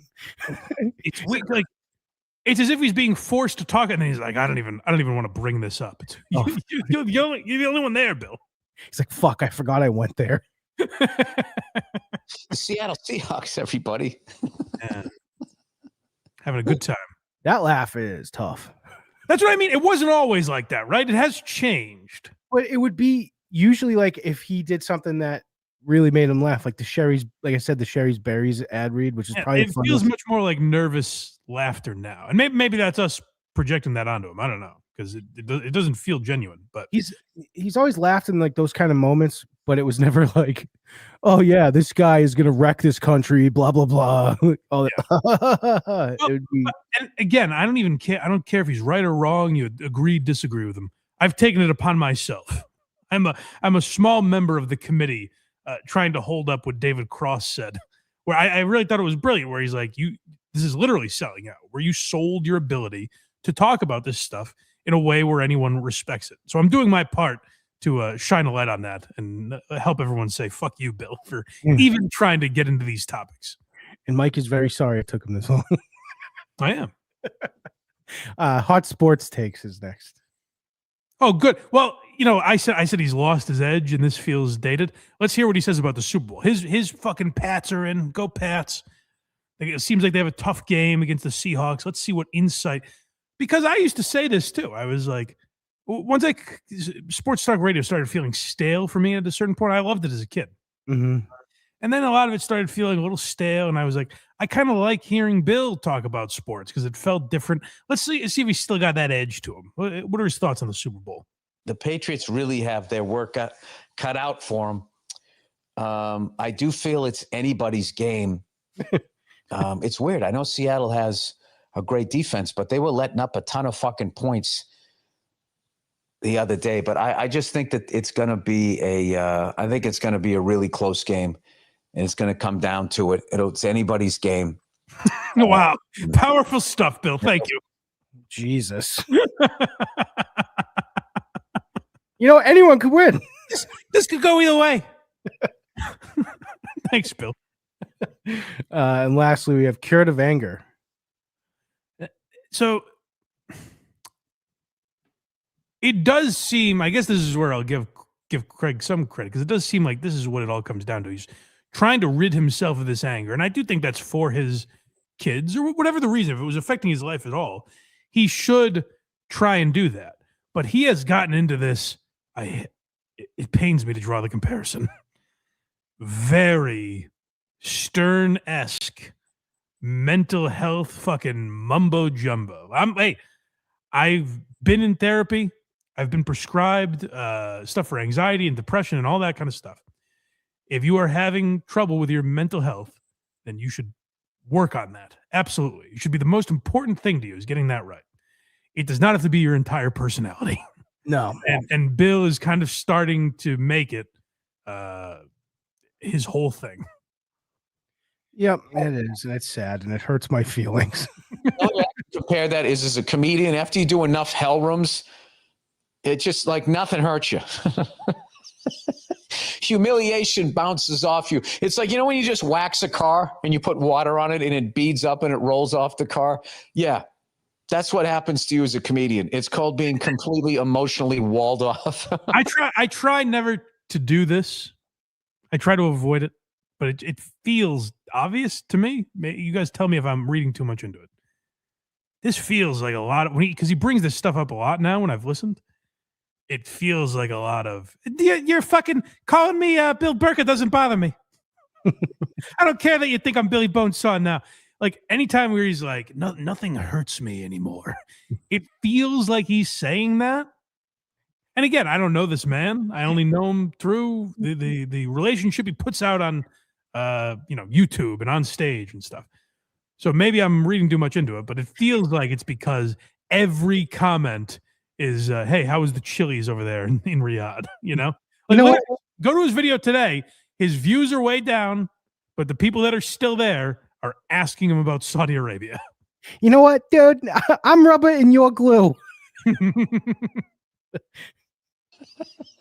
And then it takes you another 30 years to work through your childhood shit. At least it did for me. Which once again, I am like cured of my anger. Every day I have these little things that I do. It works like that. I do that. Yeah, it just goes away. Oh, Bill, great news. Your anger is in remission. Now you're going to keep coming for your 6-month checkup. Yeah. Stuff. One of the things I like to do is when I get into a frustrated moment is to, in an absolutely rated G way, communicate my upsetment. Upsetment. Like he's not angry. He gets upsetment. Full-blown upsetment. Now, do I suffer from upsetment? Sure, but I've been cured of anger. When I bring the kids to school, you know, there's this one intersection where there's no light and I have to try to get across it, and it's frustrating. And I used to be Willikers, huh, kids? I'm not angry now. I'm upset. Holy smokes, this is frustrating. Jesus fucking Christ. And then the kids would be like, Dad, watch me. I used to do that. Now I just come down and I just go, boy, oh boy, sure are a lot of cars out here today. Well, I'll tell you right now, this is enough to make a fella really frustrated. I just sort of mock this idiot, which I never thought I would say about Bill Burr. That hurts to hear. Is he such a fucking moron that he thinks pretending he's not angry is the same as not being angry? What a fucking child, where he's like, well, now I pretend I'm not angry, which means it's not there. He's like, I try to stuff it down, which is way more healthy. I've cured myself of anger. You know how I do it? I get really pissed, but outwardly I go, hey, this isn't bothering me. Oh, gosh. Golly gee, this isn't upsetting at all. And it makes my wife smile, it makes her laugh, and it makes everybody chilled, and I'm not going to flip out the way I used to, because I had no idea how much tension, I was when I was fucking, being like that. So, who's this shithead therapist that was like, you know what you do? You just pretend you're not angry, and then it goes away. Like your anger is in remission. That was very funny. I cannot say enough about any sort of breath work class and just letting your guard down and allow yourself to feel feelings and take all this shame and embarrassment out of actually being sad, crying, and all of that, and just open that fucking door. I'm sorry, Bill. Were you not feeling feelings before? That's a whole different ball of issues. You didn't experience feelings? No. I'm finally feeling feelings. You're a fucking sociopath, Bill? Yeah. If you don't, you end up hurting people that had nothing to do with the reason why that door's closed. All right, that's it. I'm off my fucking stump here. Well, it's every week, Bill. You'll be back on your stump next week. It's this Yeah, it is crazy though. The comment section has not let up. No, not even a little. In fact, it's probably worse. I appreciate that, boys. Keep fighting the good fight out there until he addresses. Let's make these ground rules. If this ever gets back to Bill, I'm sure it will. I know he's a fan. He's probably watching right now. Mm-hmm. But folks, what do you say we set these for ground rules? The second he addresses it in any real way, comments go away. Just, hey, Bill, that's all we fucking want is address it like. First of all, he never had to address it at all. But the fact that he decided to and was like, you know, it's great fucking Chili's. Okay, well, now it's a thing, you jackass. They season their food so good over there. Malone. Yeah. Where would you like to go next? Let's venture into the world of Ben Avery versus Jeff Dye. What do you say? Sure. So this is interesting. Full disclosure, I'm not completely well versed on this, and I'm trying to be. That's why we're talking about today. So you people can kind of educate me on this because it's very hard to follow along with Ben Avery. All you can get on him, as far as YouTube goes now, are these clip channels. Very good clips, I know, is one. Lemon Bar, clever name. They're ripping you off, buddy. Lemon Bar Radio, I think, is another. By the way, Ben Avery, if you're not familiar, host of Lemon Party, and which I think often gets into similar ground, kind of like we do. Like they kind of cover stand-up and podcasting in that world a little bit. What I've heard is very good. I like those guys. And they made that sketch. Remember the sketch we watched last year? Where it was like a podcast fan in a coma? Yes. It was very funny. And that was the Lemon Party guys made that sketch. So he hosts that, and he also hosts Ben Avery Presents. Both channels, I guess, have been taken off YouTube. And there are rumors and speculation that Ben Avery Presents getting taken off YouTube. Ben lost his YouTube channel because of Jeff Dye. And Jeff Dye is one of these guys who's trying to capitalize on like pretending to be a right winger. Mm-hmm. Like we were making fun of Whitney before. Jeff Dye, like one of these guys who in like 2022 decided, like, you know, ever notice he can't say anything anymore? What the heck? Oh, golly gee, I'm upset about this. You can't say anything anymore. These people, and you know who I mean by these people. So Jeff is one of these guys that seems kind of like he's trying to capitalize on that. It doesn't seem 100% genuine, much like that Tyler Fisher guy that we talked about. I don't know a lot about Jeff Dye, so maybe I'm off on him. Maybe my reading of him is not correct, but it seems like Ben Avery kind of picked up on the same thing. So Ben was covering Jeff and making fun of his podcast, and it seems like Jeff, there's a possibility. We don't know that it's Jeff, but the rumors are that Jeff got him kicked off YouTube, which I heard Ben on another podcast. That's who someone mentioned the name Tommy Afters. I checked out Ben Avery on with Tommy Afters, and he was talking about this where he's like, in a lot of cases, if you see someone get kicked off YouTube, it's because the person they were making fun of just has the right agent at fucking UTA or whatever. And like they know someone at YouTube that can just be like, all right, goodbye. So Ben Avery's podcast off YouTube, he's been making fun of Jeff Dye. I'd like to learn more about this feud. I'm really just getting into it a little bit. So this is I'm dipping my toe in here. You guys feel free to correct me. Anything I'm wrong on, anything I'm ignorant about, let me know. But if you're with me on this journey, I've gotten hooked on this Ben Avery versus Jeff Dye stuff. So this is Ben on his podcast talking about Jeff. we can't talk about everything I want. This was the most boring episode of a podcast I have ever heard. I made some short rib and I was feeding it to my son on the floor while my wife was gone. And we watched this entire episode. I couldn't believe how boring, and not one attempt at a joke. I mean, not one. He talked about the Renee Good ice situation, not one joke. At the end, he apologized for how sort of dark the subject matter was, and he had a very non-opinion about it. No jokes, no hot takes, no. He's never finished a thought once in his life. You notice there's a gap here. This is a clip. This is a clip. Last week's episode, he didn't put out. He trashed it. He said it got too emotional and too personal, and he didn't want to put it out. I think I'm making him crash out. I do like his glasses. Ben Avery? Yeah. So it sounds like he reminds me a little bit of Red Bar and like the way he's talking and stuff. But Ben, I didn't realize when I used to hear Ben producing for Tim Dillon, I didn't realize he had this in him. You know, you wouldn't know that. You just know him as the guy that's laughing on the Tim Dillon show. But he's very good at like covering comedy. He's an interesting guy. He has interesting observations. So I kind of like him. And I had nothing against Jeff Dye, but when I started watching these videos of Ben, and maybe Ben is embellishing or exaggerating, I have no idea.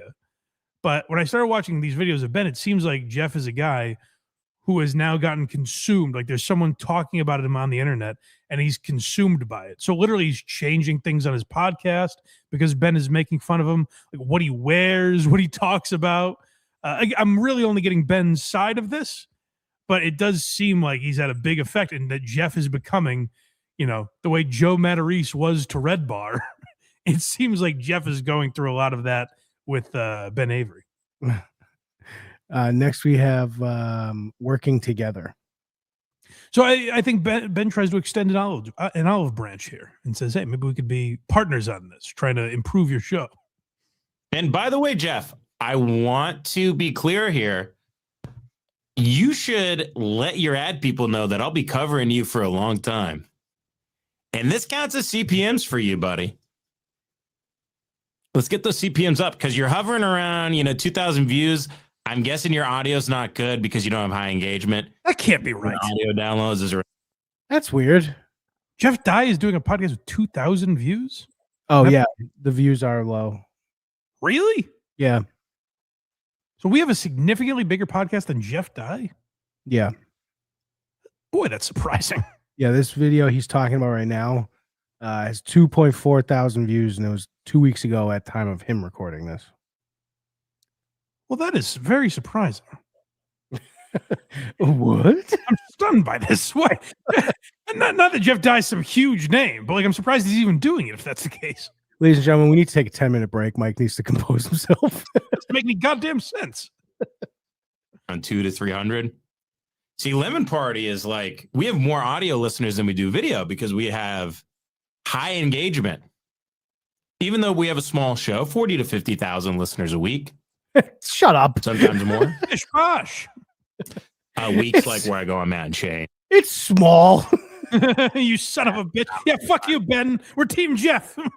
It'd be more Team Jeff right now. I also didn't realize, I didn't hear him on Matt and Shane. I didn't realize he was in that crew. Yeah, I haven't really listened to podcasts much in general lately. But anytime I see Steve Gerben's name pop up on Matt and Shane, I listen immediately. Of course. We get more downloads, but it hovers around, it's been comfortably around 50, and it's been growing over the year. Not to brag, Jeff. You should be thanking me, Jeff. And honestly, Jeff, let me come on your show. If you are watching this show, Jeff, let me come on your show. Jeff, listen to me, buddy. Stay focused here. Let me come on your show. I don't live far from you, I don't think. I'm not stalking you or anything. I'm just saying we live in LA. You're the last cowboy. And Jeff Dye's special is The Last Cowboy in LA. That's a tough name. Come on. Well, I mean, it's a fine name if you live up to it. You can't then be like reporting people's YouTube channels. Like, I don't know that he did that, but you can't be doing that shit if you're the last cowboy in LA, Have that title. even though you've never worked on a ranch and you're not from the South. I'll let you have it. Jeff, let me come on. I'll give you a bump. We'll talk about, I'm going to cover your next episode here in a second. I think you're doing a lot of things right. You take all my criticisms to heart, even though you act like I'm a bad guy, but does he wear? Ben's very funny. He's good at this. Like he's definitely good at it, which is fun. And I think those Lemon Party guys are all pretty good at this. The clips I've seen. The problem is I don't know where to find this Ben Avery Presents anymore. Like the clips were hard to find. It was also hard to tell, like when Lemon Bar Radio uploads a clip. Is that from this week or is it old? It was hard to tell with some of this stuff. So I'd like to follow Ben more closely. And I'm interested in this rivalry now that it seems like Jeff is not handling it well. So we're playing the clips because I want people to clue me in what we should know here. What am I missing about this exchange? Next, we have good advice. So what a lot of these guys do is like lolcows I'm talking about. Like they panic and they get nervous and they try to get things taken down. Brendan Schaub sues Unique. Like they try to get these channels taken down.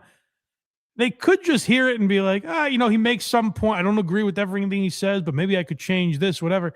Or, I think the smart advice is don't listen to it at all. You don't have to follow fucking Ben Avery if you don't want to. I know he's up to 50,000 downloads an episode, but yeah, it's real small. But like Jeff, don't be one of these guys. Don't be one of these fucking crybabies that runs and tries to get people down because they make fun of you. Ben didn't do anything over the line. Like this is the video, by the way, that was reported supposedly, or one of these rants that Ben went on and Jeff. Nothing seems over the line here. So like, I don't understand this idea where we watched Whitney do it too, where Whitney is like, why are you guys doing this? You got to get past it. We're doing it. There are reaction channels if you are going to be successful in this, there's going to be people that love you and people that say great things in the comments. You can't be someone that every week is like, hey guys, like, subscribe, tell me how much you love the podcast, pay tickets, come to my shows. But if you have anything negative to say, just fucking keep it to yourself and never mention it. Like you can't get both. You can't beg people to heap praise on you and then be stunned and try to take it down when someone has criticisms for you. Jeff Cry. Let me tell you something, man. What goes around comes around. You go on your podcast, you talk shit about Steph Taleb, Ron Funches. Mark Maron, he's naming everybody. Saying horrible, nasty. Jeff, this is what happens. You put nasty things out. It's like a boomerang. Comes right back, hits you in the heart. That's the other thing, too. And it's a symptom of a lot of these people. What we remember with Brendan Schaub a few weeks ago, where Brendan Schaub's always this guy. He's like, man, these channels that cover me, they have hate in their heart. It's so ugly. They have no lives. It's all ugliness. And imagine if they put something like that to good and positivity. And then an Amy Schumer story comes up and Brendan Schaub is oinking and making little piggy noises at her. I want the lore of that one so bad. Someone pointed out, I shouldn't say someone, a bunch of people pointed out, I guess Amy came out against Callen when those accusations came out. Oh, then good on Schaub. Yeah, I guess Amy said, so yeah, it kind of makes sense why Schaub would be like, fuck her. Stop doing the victim thing, because I know what you do. You're doing it right here. You act like all this is uncalled for and you're just a great guy. Jeff, I'm trying to give you actual good advice right now. Stop doing that. Stop. Listen to me, Jeff. You're not that good of a person. Cut it out. Stop that. You're not above criticism. You can get better. I will make you better. We're going to review your next episode. I did make you better. I did. We're going to go over it. And the episode was insanely boring, but it was going in a better direction. So like, that's the thing is like if Jeff Dye just like left Ben alone, Ben would start to seem crazy. You know what I mean? If this was just a guy renting going, Jeff, I'm going to help you with your next episode. he would seem like an insane person, but the reason he doesn't seem insane is because Jeff goes on his podcast and will be like, there's this guy, this fucking loser trolling me, and like he'll try to get videos taken down of Ben talking about him. So that's where these people always lose the fucking plot, where they're like, well, let's try and stop them from saying I'm a free speech warrior. But this guy criticizing me, he shouldn't be able to say that stuff. That's crazy. Next we have what is this one called? All About Jeff. Oh, all right. Well, I think we know what this is about then. There's some guy who's got a whole dedicated YouTube thing trashing on this podcast, and he's like, Nope. This is what I hate. I hate this shit. Where it's like that's always the response. Where it's like, oh, I guess this guy just obsesses over me, and that's no. I was critical of you once, and you happen to see it. It's not all I do. I got tons of clips. My YN. It's not dedicated to you at all. I can make it dedicated to you. Do you want me to make it dedicated to you, Jeff? I gotta be honest. Ben's wearing glasses over glasses, and it's tough. I don't know enough about his thing, you know? He's got similar glasses to me, and then he takes them off, and there's other glasses. Oh, yeah, who the fuck are you to criticize someone glass? Get the hell. Keep playing the clip. I don't have glasses under my glasses. I don't have glasses under my glasses. I think his glasses are a little gauche, wouldn't you say? No, I said I liked the glasses, and he took them off. Red-eyed fucking idiot. He took them off, and there was more glasses. Pick one. Is that what you want, pal? Yeah. Jeff Cry? Do you want to be my bitch? I Jeff can Cry be is funny, your bitch. I like that. Was it? I like Jeff Cry. That's a good. It's easy, but it's good. It's tough too because you know it's gonna make him upset. I'm not crying. Why would you call me that? It's so right there, but it's perfect. That's what you want. Keep it up. Keep it up, Jeff Cry. I'll make you my bitch. You'll see these glasses when you close your eyes at night, my friend. I'm kidding, Jeff. I'm a big fan. I love you, buddy. Listen, I didn't even know who you were until you went on After Tonight. I thought it was a great appearance. Jeff, I'm kidding. I'm going a little too far here. I'm not really. You deserve it. But Jeff, I know you're going to hear this. This is the thing. You got to stop being a narcissist with this stuff, Jeff. Yeah, so I'm interested. I'd like to hear more about. I'd like to keep following this, but I don't really know all the details. I don't know how far back these guys go together. Like what got Jeff on Ben's radar, or anything like that. You know? Does anyone know? I have a clip. Put it in the comments. Yeah, let us know. I mean, I don't wake up thinking about you. Okay. I know that's hard for you to believe that some people in this world wake up and they're not thinking about you. You're a raging narcissist. Quite a rivalry here. So I'm intrigued to learn more, and I'm coming to you people saying, teach me, show me where I can find more, because it's hard when it's just the clip channels covering it. It's hard to know what is in chronological order, you know? Yeah. So I can't get a good origin of this. I don't know where we stand right now, but I am curious about it going forward, because it's always funny to me when Big J and Dan Soder handled it perfectly. Red Bars started making fun of them. And I forget if they played clips or they just brought up things he said where they were like, this was really funny that he said about me. You know what I mean? Or don't talk about it at all. Like, those are kind of the ways you handle it. The idea of trying to get someone's like YouTube channel taken down or getting revenge on them or whatever, it's like, just let someone make fun of you and move on with your life. And if you're big enough, like, how many fucking channels make fun of Tony Hinchcliffe? I was going to say, I'm sure he doesn't notice. I guess he does. I guess he complains about it all the time. But like, if you're as successful as Tony, like, you shouldn't even notice podcast cringe or whoever.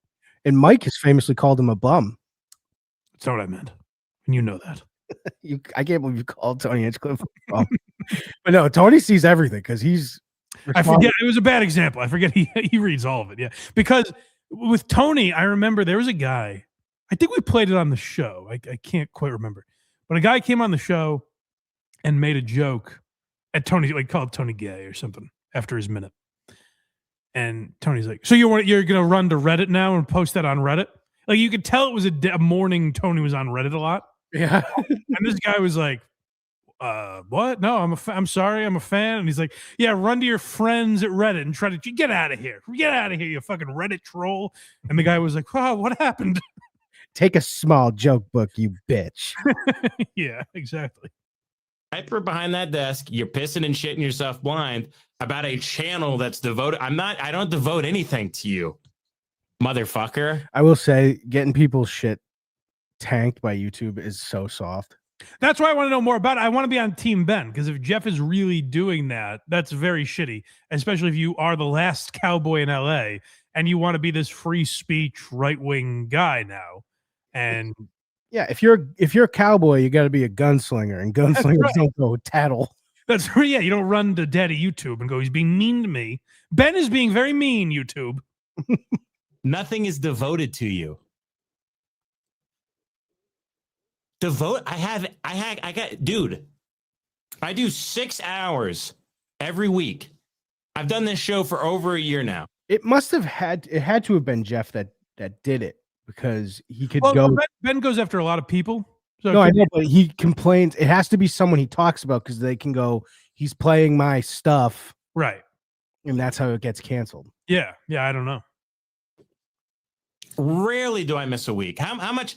Let's just do 50 times 6. That's 300 hours. How much time you think I've spent on you, Jeff? Maybe 0.3% of that time I've spent on you. I can make it 100 if you want.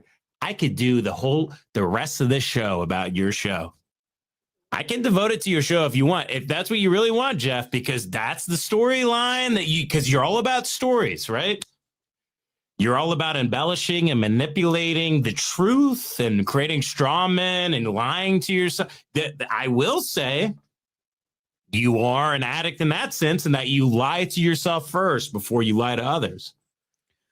Jeff, if no one keep playing the clip. Sorry. It's going to be a good enough friend in your life to hold you accountable, I will. And I'll tell you this from a place of love, Jeff, that you're fucking gay. You knew that would win Craig over. The glasses won me over, but that was the. But like, it's the interesting thing, because someone like Jeff would say, why would I have this guy on? Why would I give him clout? No one knows who he is. Why would I have him on? The idea that no one knows who these people are is not true. Comedy fans are very interested in this stuff. I have people suggest Ben Avery and Lemon Party to me all the time, and I've checked out some of their stuff. But like, the reason I'm mentioning that is like, I'm a reaction channel, so there's a lot of other people who are interested in this stuff who say, "Oh, you should check out this one or that one or whatever." Like, comedy fans are interested in it. Is it a percentage of the total base? Of course. You know, it's not. If you look at fucking Matt and Shane, 100% of their viewers are certainly not interested in the Jeff Dye Ben Avery feud, but some of them are, absolutely. Yeah. So when someone like Jeff is like, why would I have him on? Well, it's because you think about him, you subliminally reference him. Like, he plays clips where Jeff is like, oh, this fucking loser on the internet is criticizing this about my show and that about my show. So you think about all these guys all the time. So obviously you have thoughts and you want to respond. So it would be interesting to have it out on your show. Like, comedy fans would be interested in that. And if you're good at what you do, maybe a lot of people would say, oh, Jeff was right. Fuck Ben. And subscribe to that podcast and get those numbers up. We're in a weird time. The reason I wanted to kind of highlight this is so you can tell me what's going on, for fuck's sake. Give me some more info, folks. But also, the reason I like talking about this stuff is we're in a weird time where you see hear a lot of comedians say complain about channels like this, or channels like Ben's, or Podcast Cringe, or Too Lazy to Try, whatever. They complain about those and say what losers we are for being interested in them. And it's like, so, do some go too far? Of course. But a lot of it is based in we like a lot of what that genre is, and therefore there's going to be some stuff that we hate. And it's always more fun to talk about the stuff we hate, you know? Yeah, oh yeah. So it's kind of a natural thing that develops over time. Music has dealt with it for a lot. You know, how many musicians or actors have complained about bad reviews? It's just there wasn't a thirst for comedy content before the internet as much. So now you're just getting it in a way that other generations of comedians didn't get it, and they're not handling it very well. This is the last clip. It's have been on. I think you should, Jeff. Have been on. I mean, if you want it to stop, that's a great way to do it. Or not even so, but like if you want something interesting on your fucking podcast, like go do this. It would, especially if I don't know if that's real. If Jeff's podcasts are always getting 2,000 views, people would watch this. There's a thirst for this out there. So you must have thought there was some sort of thing to gain. I must have some notoriety if you're making a whole episode about me to trash. This is incorrect too. This is a thing I hear people like this say all the time too. It's like, well, you're using me to get clicks. It's like, well, no, I find you interesting. You're someone that I can talk to the audience about. It's a shared interest. We both think it's funny to me and a lot of the people in the chat saw Whitney Cummings having a meltdown on fucking TikTok and apologizing to Miss Rachel. We all thought it was interesting.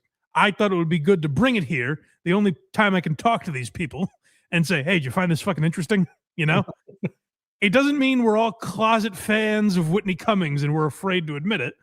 It's just like an interest we have. And if you're on the receiving end of that, I'm sure it kind of sucks to hear. And you're like, oh, God, that's what people think of me. That's shitty.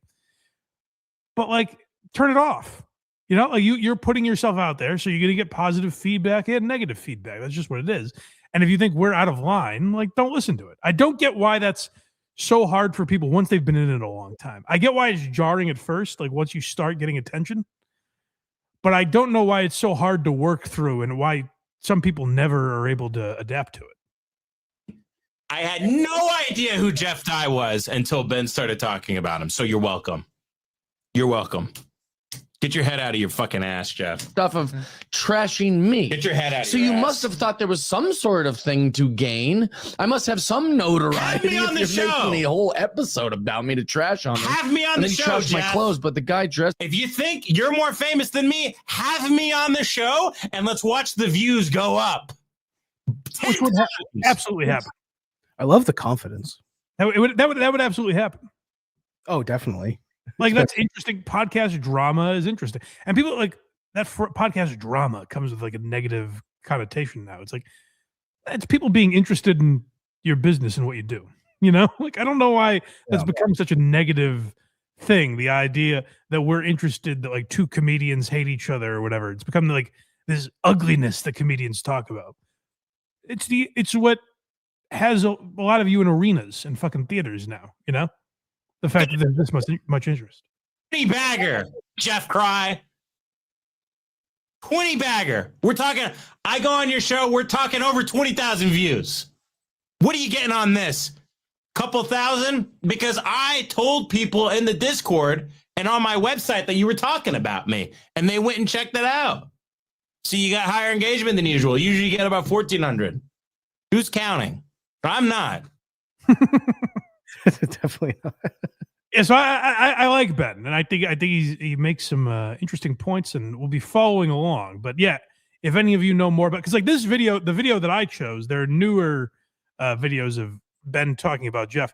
This one I just thought kind of illustrated the beef best, but this is like a couple weeks old, so I don't exactly know how to catalog. I don't know if it's just being streamed to Ben's website now or what, but him being off YouTube sucks. And if Jeff or anyone else has anything to do with that, that's pretty shitty. Flatbush Tommy, $5. There is no real beef. Lemon Party makes fun of Jeff for being a hack. Ben does Red Bar style show. Marilla and Normand catch strays. It's all silly fun. Yeah, that's what I assume. But it seems like Jeff is taking it very seriously. Yes, it does. Do you want to go to our friend Bert Kreischer? Yes. Yeah, we should. This was really weird, huh? Yeah. So I listened to Bert with Shannon Sharp because, like, you know, the podcast Cringe and other people were talking about it, and they're like, Bert is embarrassing himself. I didn't think it was that bad. I guess I just didn't catch this part. It didn't stand out to me. But this is really interesting. I guess if you are paying attention to this, you might say, when did Bert Kreischer have a fall from grace? Did he lose all his money? I don't remember that. But Shannon Sharp's question would beg that sort of thought process. So let's hear that. This is him with Shannon Sharp a couple weeks ago. You lost it all. Lost everything. Built back up. Yeah. Hold on, right there. Bert goes, yeah. Now, is he talking about like after the Van Wilder shit where there was a dip? I don't know. So it's interesting. Bert has an answer. So let's let the man answer himself. Why me pontificate? Did you believe you could build it back up? You're like, damn, how did I lose it? What did I do wrong? Where did I go wrong? And if I ever get back in this situation again, I promise you it won't happen again. I wish I was that insightful. No, I just was like, that. Were you married when you lost everything? I've never been good. I do enjoy how Shit and Trap keeps saying it. When you lost everything. You know, when you lost everything, like he knows it's not true, but he's getting Bert to like, just start talking. What's amazing is Bert is like, my God, I guess you're going to cut me open, huh? Like his emotional response to this, where if you're like, I guess I missed this, because I thought the same thing, Craig. I was like, maybe like after all the Van Wilder stuff dried up is what they're talking about. But listen to Bert's response where he's like, man, it's all coming back to me right now. You're making me relive this difficult time in my life. Yeah, because he can't. Why can't he just go, I never lost everything? This is it's going. We're gonna explain to the people why he didn't do that, because he's a fucking psychopath. Apparently, this is crazy to have this reaction when Shannon Sharp asks you this. With money, I made a ton of money when I was very young, 26 to 20 to 30 years old. I made a ton of money. Yeah. And I remember one time my business manager was like, "Are you sick?" I was like, "What?" And he's like, "You're spending money like you have cancer." Like, and so I took my wife to Europe. Or my dating at the time, I took her to Europe. I took, fly first class. I didn't know $1,300 versus $13,000. Right. And then he's also kind of trying to pour it up a little bit. I don't know, no 13 versus 13,000. He's getting a little more southern all of a sudden. I will say, like after like the Travel Channel stuff, his career. Craig, he's going to explain it. Right. I like that you're trying to come up with an answer. Just wait. With Georgia, we're married. I'm like, I say casually, I'm going to take a couple months off to be here for the birth. Huh? I was like, I'll take, June and July off, so I'm here for the birth. And my business manager calls me and he's like, yo, you owe $60,000 in taxes. I was like, cool. He's like, well, you only have $20,000 in your account. And I was like, well, where's the rest of the money? He's like, you spent it. I was like, well, what do I do? And he's like, I don't know. And I was like, what the f-? I called my dad. My dad laughed. I've never heard my dad laugh so hard. I thought he was having a stroke. And he was like, this is what it's like to be a man. Right. He was like, good luck. He goes, figure it out, buddy. And I think those are the moments that define you as an artist also, and define you as a man, is when you go, all right, time to buckle down, and I'm just going to do the road and I'll figure it out. I also am someone that I don't think about money, and I don't. We know that's not true. No. Well, I mean, Tom's worse. But I think Bert thinks about money a lot. I remember, like, he was posting these videos from his tour where they're driving around fucking Lamborghinis or something, and they're riding. And they're just posting these videos. I think it was Luis J. Gomez that was like, "Who are we posting these for? Like, what? Are people just gonna sit at home and go, wow, it looks like Bert has a lot of money?" Now, did we talk about his new show on Netflix yet? No, what'd you think? I haven't watched it. I'm afraid to hit play. I watched it. Is it about his life, but not like real? Is that what it is? I mean, by not real, his wife is Leanne, his kids are Isla and Georgia. But it's not like a documentary. It's acted out. No, it's a sitcom. Oh boy! All right, what'd you think? It was. Put it this way. I don't think it was as bad as I'm sure a lot of other channels are saying it is. But it was not like I didn't like it really. I have to watch it, but I was like, we were just talking. I think it was on New Year's Eve or something. And I'm like, we can't escape this guy.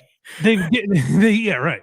They gave no one other than Bert and the youngest daughter have like personalities. Oh, good. And it's like Leanne is just this empty. I don't even know why she's on the show.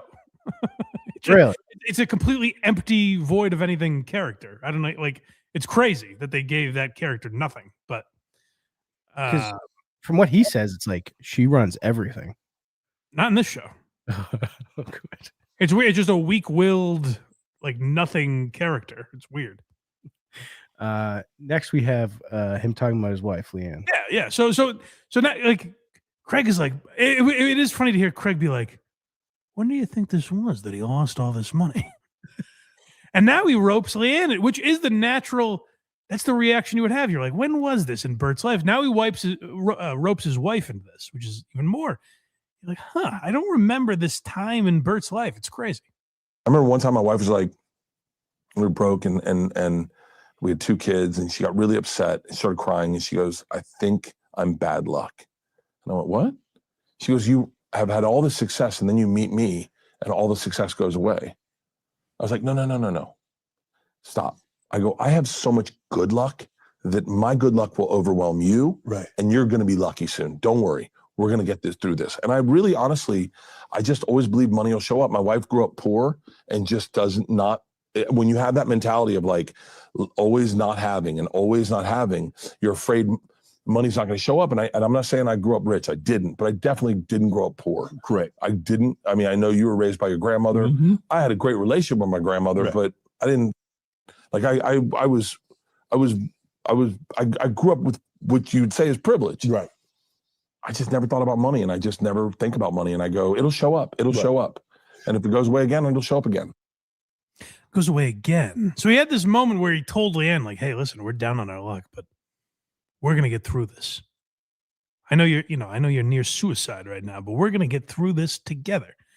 So what's interesting is he went on the Joe Rogan Experience this week. Yes. And Joe asks him about this moment, and it's fascinating. And it makes these clips so much more psychotic when you hear Bert's answer here. So I got to tell you before we find that. So Eddie Bravo calls me the other day, and he goes, "Did Bert?" It's the funniest person who could have called him about this, by the way. It's Eddie Bravo. Well, yeah, because Joe's probably thinking, this guy, I'm sure it's some crazy conspiracy about Bert. Yeah. So I got to tell you before we find that. So Eddie Bravo calls me the other day, and he goes, "Did Bert Kreischer lose everything and then get it back?" I go, "What?" And he goes, "Yeah, it was so confusing. He was on Shannon Sharp's show, and Shannon says to Bert, 'What was it like? You lost everything, and then you had to build it back.'" And he goes, "It seemed like it wasn't true." I go, "It's not true." And I go, "Did Bert go along with it?" He goes, "Yeah." I go, "What?" I mean, how crazy is this that it just never happened? Listen to Bert's response. And it's like, if you just said like, yeah, and they moved on, you'd be like, I guess you got caught up in the moment. Bert had specific, like, that's a little creepy that you give specific stories. Listen to Bert's answer now when Joe asks him about it. Because I could totally picture someone saying to you some story that totally never happened and you not wanting to be confrontational. So you just go along with it. Is that what happened? 100%. 100%.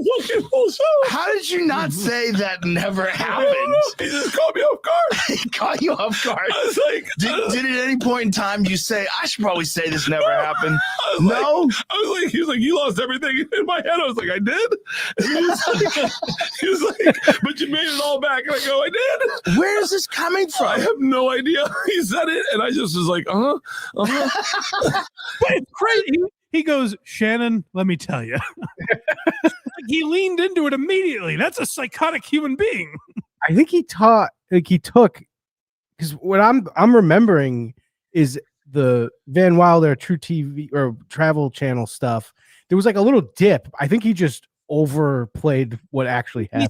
He says that to a degree. He gets into that where he's like, I guess maybe he was when I was young, and then I stopped making as much money. But there was never a struggle. He just lied about that. He says there was never a struggle. Listen to this. You say that I don't know. I didn't even know what I said after. He's like, how did you do it? And I just was like, man, I was just like, I don't know, Shannon. I just focused and really started. Like, I have no fucking clue. I should not be allowed to talk on microphones. I literally was like, I don't know what I said even after it, to be honest with you. But I was like, I guess he has it in his notes. So I was like, yeah. So someone must have Googled, did Bert Kreischer, probably some Reddit thread. Bert Kreischer lost everything. I guess. So, you know, Too Lazy to Try talked about this and has a good theory that I think is probably what happened. If you Google Bert Kreischer, eventually you will stumble upon many, many Reddit threads that say, like, Bert Kreischer is losing it. Bert Kreischer is melting down. Bert Kreischer isn't going to last. Like, there's all kinds of people just shitting on Bert, saying, like, this is the end of his career or whatever. And whatever dummy who works for Shannon Sharp was like, well, he did lose everything once. I don't think that's a bad theory. About you online are more prevalent than the true ones. So you just go, I guess that's what he heard. So And you just went with it? I don't know. That's so weird to do. I was like, in my head, I was like trying to think, maybe he was talking about, like, you know, I had development deals when I got into the business. Yeah. So you didn't lose them. They gave you money. No. It just never became a show. But I'm saying, like, maybe I was in my head, I was like, maybe he's thinking that, like, you know, I had a lot of development deals early and then I didn't for a few years and I worked the road, and maybe that's what he was saying. And then I'm back. I don't know. I was like, but even when you worked the road, then you had the Travel Channel show. There was no period where it made sense. But that's what I mean, where it's like, I guess technically, because Craig was doing like what Bert did, where it's like, well, let me make up an era where it looks like maybe and I was like, no, he didn't lose everything. It's so crazy to be like, God, Shannon, you're opening me up. You're it's all. I hope you've got a trash bag here because some emotions are about to pour out. Yeah, it's a wild move. It's really weird. So here's the conflict I've always had with Bert. What I really appreciate about him is that Rogan asks him about it and he laughs. He's in hysterics about it and he's like, I don't know why I did that. Yeah, like that is the part of Bert I appreciate. What is crazy though is the guy on Shannon's set who is like, oh man, I didn't think you were going to ask me about that. Yeah, that's tough. You know, I don't like talking about that, Shannon. You know, like that's a guy where it's like, it feels like a darkness. like that's a sinister human being who could lie on the spot like that. Because Shannon said something Bert said something on Shannon's show where he's like, yeah, like people never believe my story, like the machine story. No one ever believes. People call me a liar. Yeah, because you do shit like this, Bert. That's why. John Mita Perel, $2. Bert is the Steve Diossi of comedy back after this. I assume that's not the real John Mita Perel. It's at John Mita Perel, so at least they got the sick handle. Shout out Meter. Keep your dog off my lawn. Yeah.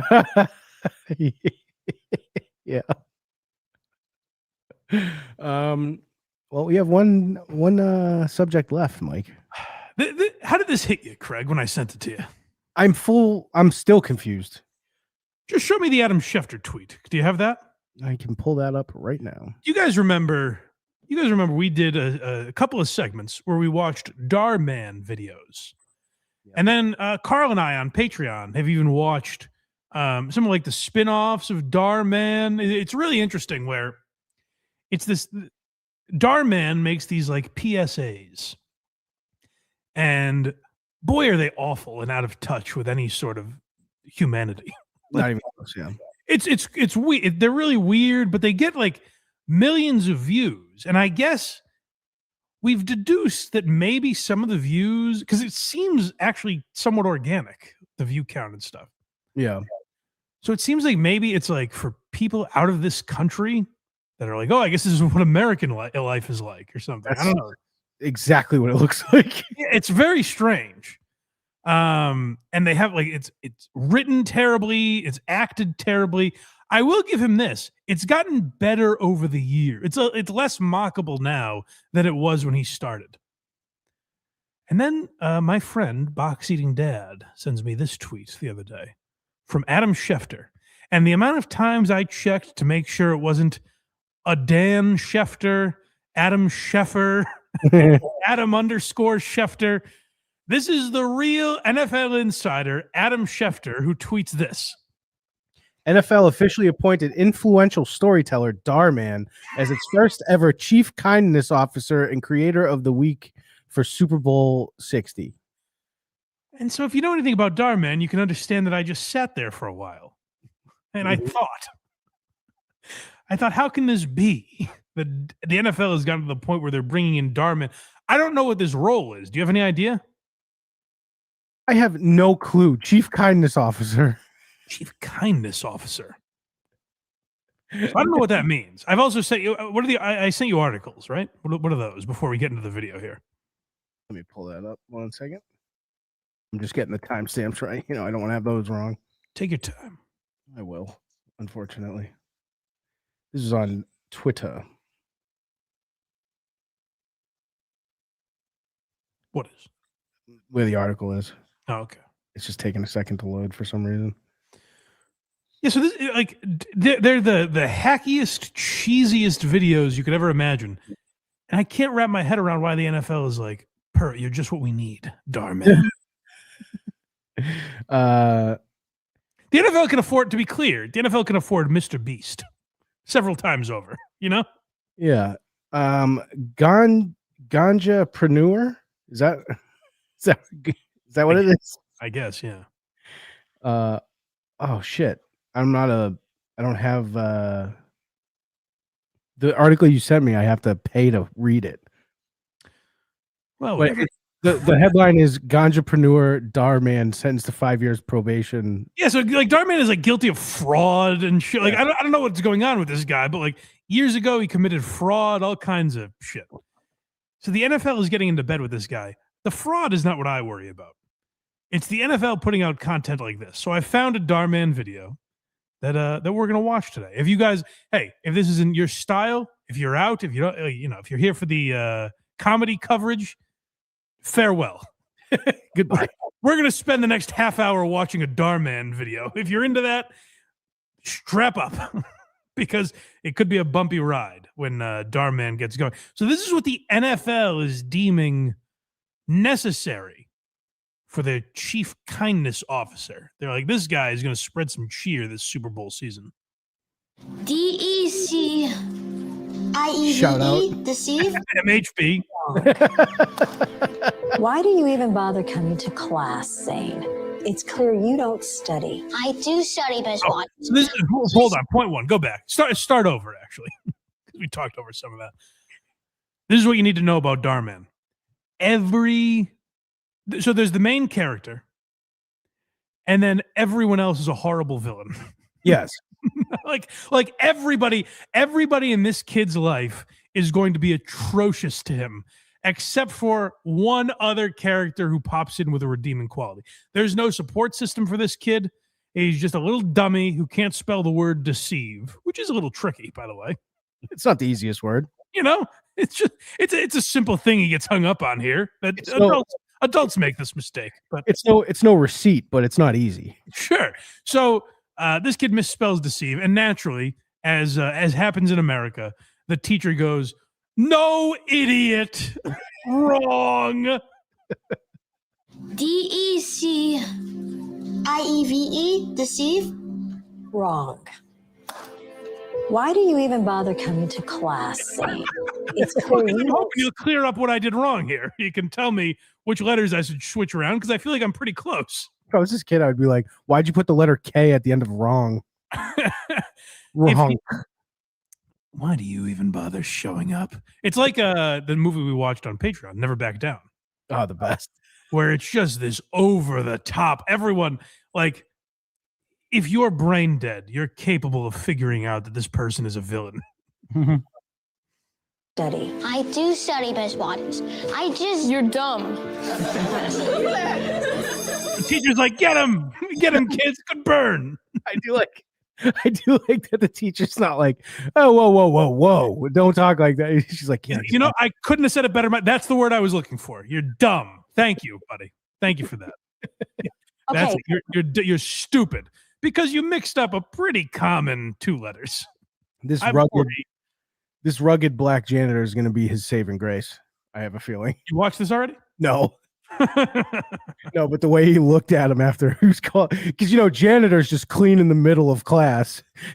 But anything you think they're hinting at, they are. It's not particularly subtle. Get your exams on your way out. They need to be signed by your parents and returned by Friday.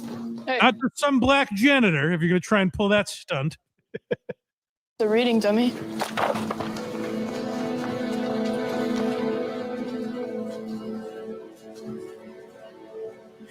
I like how this lady's holding up his test, and it just says F. And it's half the page.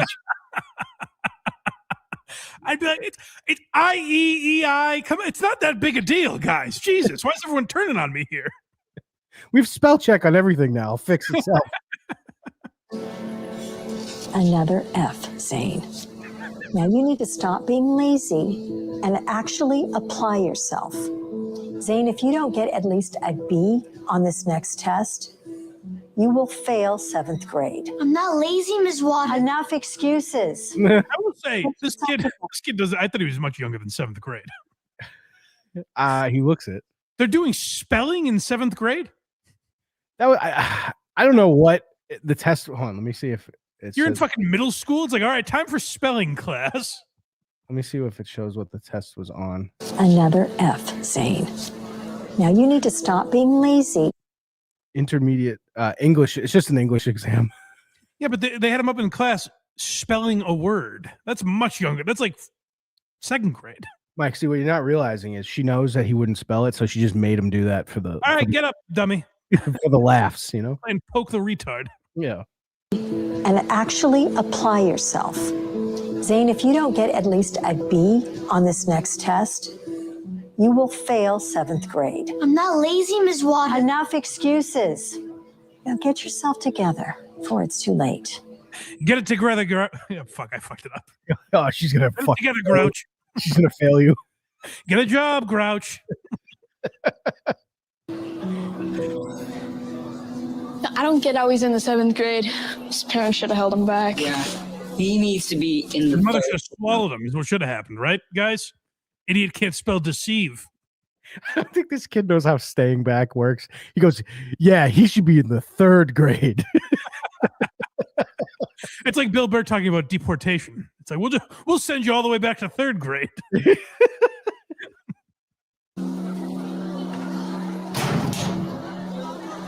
How's it going, son? I saw what happened in class. Wait, now you probably think I'm dumb too. No, not at all. Relax. You could be honest. I'm the one redeeming black character in this. I don't think you're dumb. Come with me, child. Clifford. Teachers at school think I'm dumb.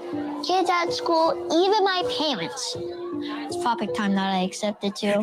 Yeah, but as Mike pointed out, there's no redeeming characters except for one usually in these. It's like, even my parents think I'm fucking stupid.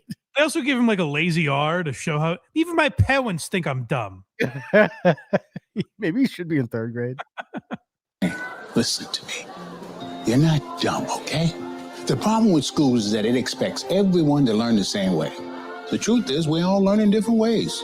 You Yeah, just have I to expect find everyone to learn how to spell the same words, to be fair. That's not that ridiculous. The problem with school is they want you to spell all these words. As long as you can say them correctly, who cares? By the time you're in 7th grade, they think you should have a pretty good grasp on spelling. True. I don't even know what that means.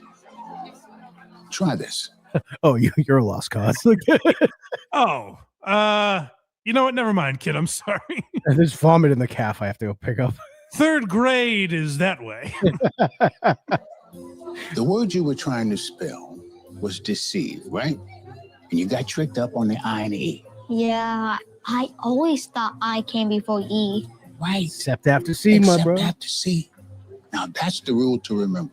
And Wow. Now I know everything. He starts doing quantum physics.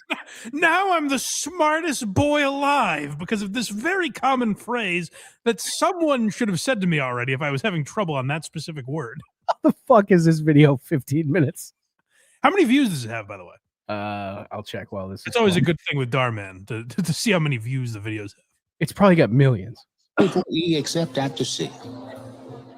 So, deceive is spelled D-E-C-E-I-V-E? Bingo. Yeah, I just told you that, you little idiot. Very good. I kind of just gave it to you, but sure, yeah. I guess that's you getting it right, not me. Oh my God! Guess how many views this has? 2.4 million. 11. No. Yes. 11 million views. I was going a little high. I thought I was like raining on your parade. No. You know how many? Huh? 11 million is like what the Cat Williams Shannon Sharp interview did in like the first month. People were like, what? 11 million? This is crazy. Do you know how many subscribers Dhar Mann has? He's got to be in the millions, right? 26.7 million. Wow. That's crazy. And these are real numbers? This is like Whitney Cummings level. He's so popular. I should check how many comments there are. Oh, good point. Yeah, how many likes and comments? Let me see here. 6.1 thousand. Okay, so that seems about right? Yeah, that's a lot. A little low for 11 million, but like that's not crazy. It makes sense. That's still a lot. Can you give me some of the comments? Okay, let me do that here. We'll go with the top messages. Yeah. A message to everyone: students never learn by being ashamed. They See, it's all people into the thing. They're not making fun of it. They're like, "Wow, this is really good." The part that he confronted his parent. Oh, I'm going to spoil, I guess. Oh, skip it. Don't spoil it. I absolutely agree with the janitor. He actually believes the kid can learn differently from their own. See, like, what is this? Who are these people? Never ever shame your kids. They learn differently. Yeah, interesting. And they know English, apparently, these people. Yeah. The kid made me cry when he... Oh, no more spoilers. All right, let's get back to... Before Craig ruins everything, let's get back to this waterhead. Trying to spell device. Or two to help you remember. Wow. Thanks, Mr. Clifford. I will. Thanks, Mr. I before E, step after C. I before E, step after C. Mr. They Van. tell this kid, like, play mentally challenged. Yeah, this is tough. In AP Calculus, which means I'll be a shoo-in for a valedictorian. Wow. Oh, I hate this family so much. Yes, we are. They have a wine drinking high school student as the older boy. I'm the valedictorian. Did anyone misspell deceive like an idiot today? And especially now that you're captain of the chess club, just like your father was when he was your age. This is how people talk. You make the whole thing. Yeah. You know how you're sitting around the dinner table with your family, the people you're closest to that you've known basically forever, and you're like, well, let me clue you in on little facts about the family in case you weren't aware already. You're valedictorian, much like your father was. So the dad is at the head of the table. The wife is right next to him on his right, and the older son is right on the left. And this is a long table. The other kid is at the head of the other side. Like, what did I say? He's the what? Don't ask me to spell that. He's trying to dump on himself at the other end. You valedictorian? Zane, you haven't even touched your salad. Sorry, I'm trying to finish my English homework. Zane, you've been working on that same sheet for the past hour. What are you, dumb? How hard can it be? You should be like, wow, he's really trying. The problem with making fun of these videos is like they'll say the jokes we make where I'm like, what are you, dumb? And he's like, what are you, a little slow on this kid. What's going on here? How hard can it be, you doofus? Nice. No, I'm not done yet. No. This is all wrong. Can you help me understand then? I doubt it. You put E's before I's in every word. It doesn't always apply. Yeah, he goes, but the black janitor, and the family's like, oh, God. But I learned one spelling trick, and I thought I could spell now. It's common sense. We can talk about this after dinner. I don't want the chicken to get cold. Now, finish your salad, Zane. I don't want you contaminating our food with your idiocy. Finish your salad, Zane. Salad. SALL. No! Idiot! What do you think you're doing? SALEI.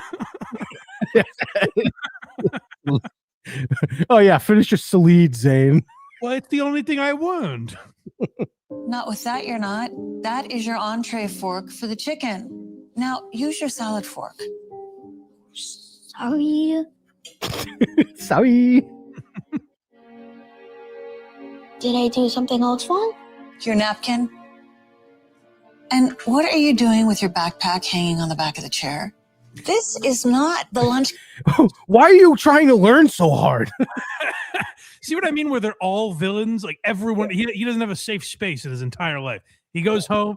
He has the nasty teacher who's like high-fiving kids that call him dumb. And then he goes home to these people like, oh, what is this moron? I'm trying to listen to the valedictorian. What is this moron saying?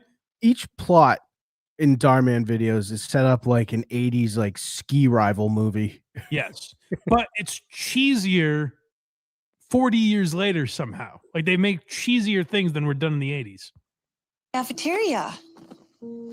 What's this? Did you fail another test? Is that not obvious? I thought I was the dumb one. You have got to This is just Bill Burr's origin story.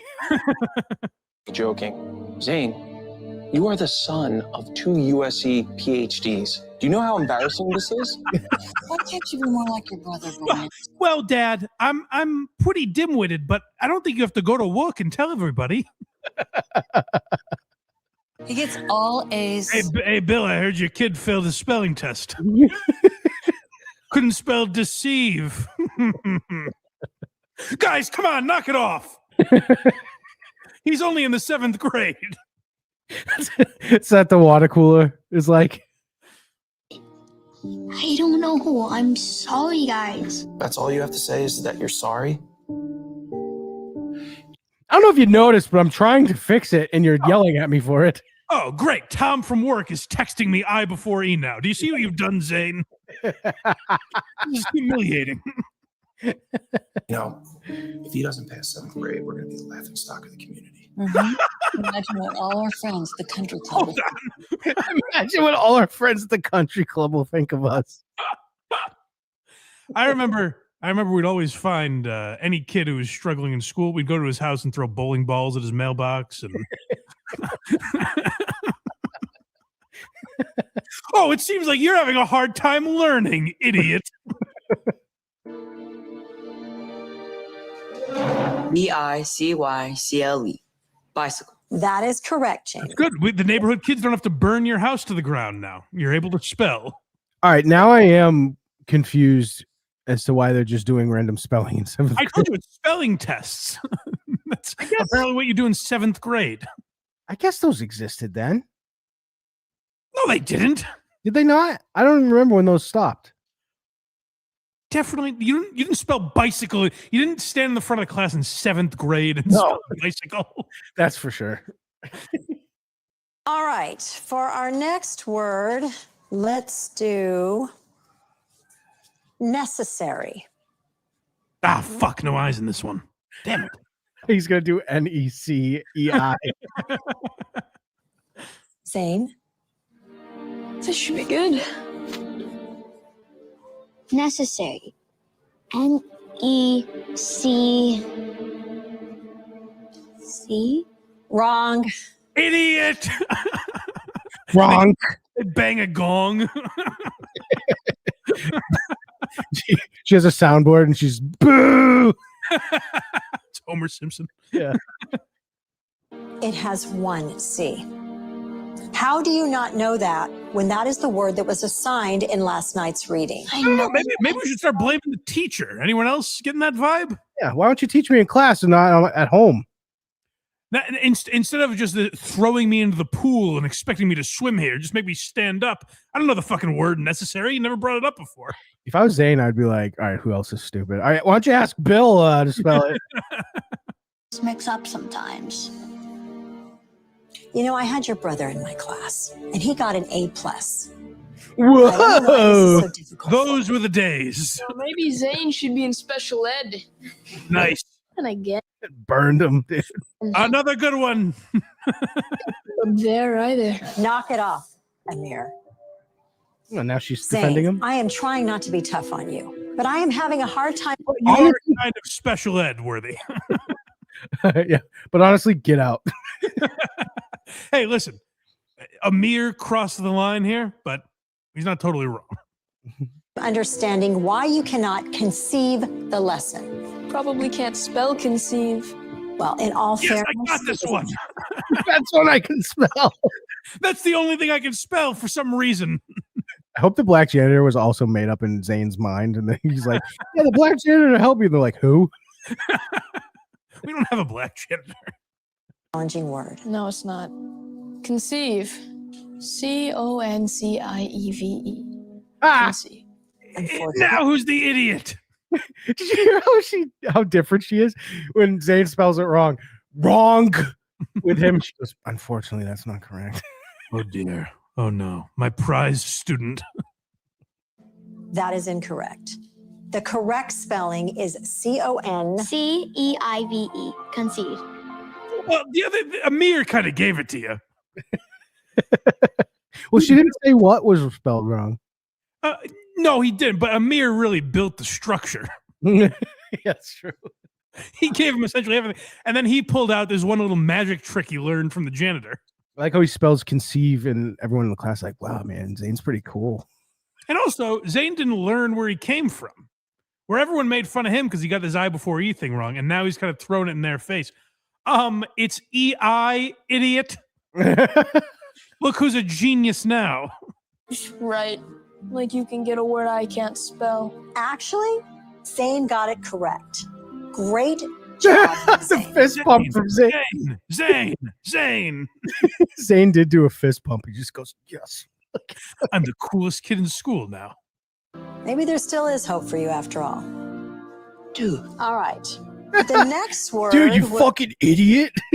You're making this all look bad. What a tightrope act this class is, where it's like you misspelled one word and it's like, God, you're a failure.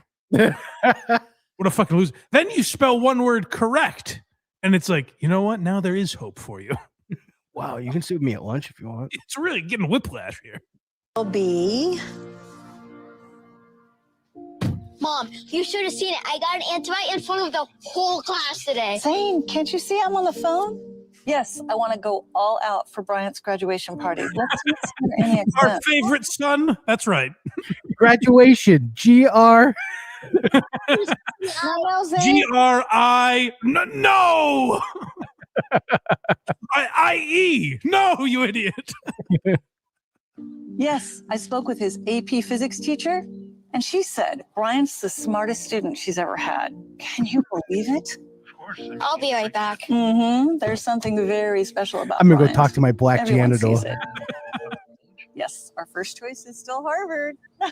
Thanks, Mr. Clifford. That makes a lot more sense now. Mr. I'll see you Clifford? tomorrow. You're welcome, Madison. Hey, Zane, how's it going, buddy? Good. Couldn't spell the This guy is just walking around with the trash can on wheels everywhere. And well, that's what janitors do, Craig. You know, he brings that home with him. Yes. But why is he teaching other kids? The other kid was like, that makes a lot of sense, Mr. Clifford. I think we called our janitors Leo or whatever the fuck their names were. My janitor, there would be spilled shit on the floor. He would literally take the trash barrel on wheels and put it over it. Yeah, we didn't go, oh, Mr. Johnson. How are you, sir? It's like, I'll get to that later. Yeah, I'm pretty, if I'm remembering the right guy, he had a ponytail. He would go out for cigarettes a lot, and his name was Leo, if I'm not mistaken. Sounds exactly like it should be. Yeah. And it was embarrassing. But then our teacher gave us another word, conceive. I used rule that you taught me, and it worked. And I shoved his fucking face in it. I made sure everyone knew. Now, granted, a few seconds earlier, I was just as big a buffoon as I was the prior day. But I got necessary wrong. Mr. Clifford's like, you did? Ugh. Oh, that's a little easier. Help. That's the way to go, son. That's what I'm talking about. Thanks, Mr. Clifford. One collar Let's and work on saying my name right. What do you say? It's Clifford. Bird. Clifford. Why do I spell everything wrong? Sorry? you said necessary was the word you couldn't spell, right? Just remember, for a shirt, it has to have a collar, C, and two sleeves, SS. This kid goes SS. His life is on a different trajectory. I can't spell collar or sleeves either, so I'm still kind of fucked. SS. I do not like the Jews.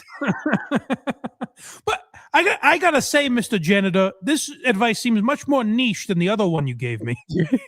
I can really only use it for this word. We're learning at a qual's pace here.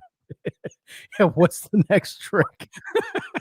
There's unlimited words, so you got unlimited tricks, sir. That is awfully limited. A collar and 2 sleeves. Okay, I guess I can spell necessary now. Big deal. It's not going to help me out of a jam like that I before E trick.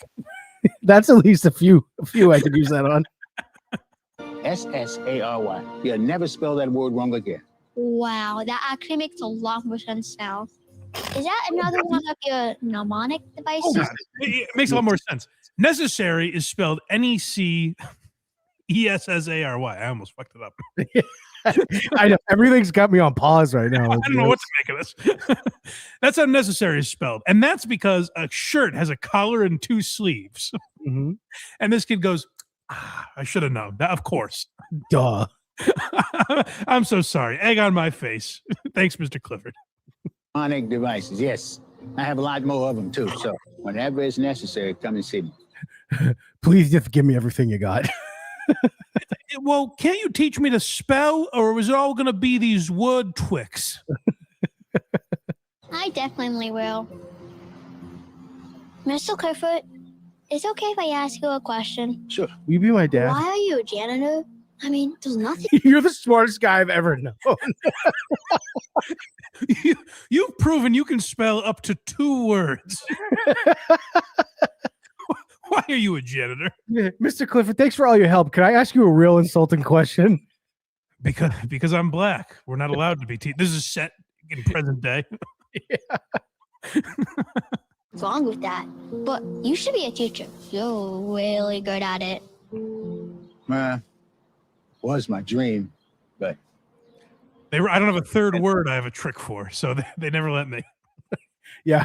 Rule of 3s, they always say, and I only get to 2. You get past deceive and necessary, and I'm all conjumbled. I'm all back to picking up apple juice. Why do you say that? Yeah, I haven't shared this with many people, but I figured this 12-year-old boy was the kid that should hear it. I'm gonna open up to him. Okay. I grew up without a father. Nah. And my mother. Okay, Craig. By the time I reached 10, she completely lost her vision. Go ahead. Of course he did.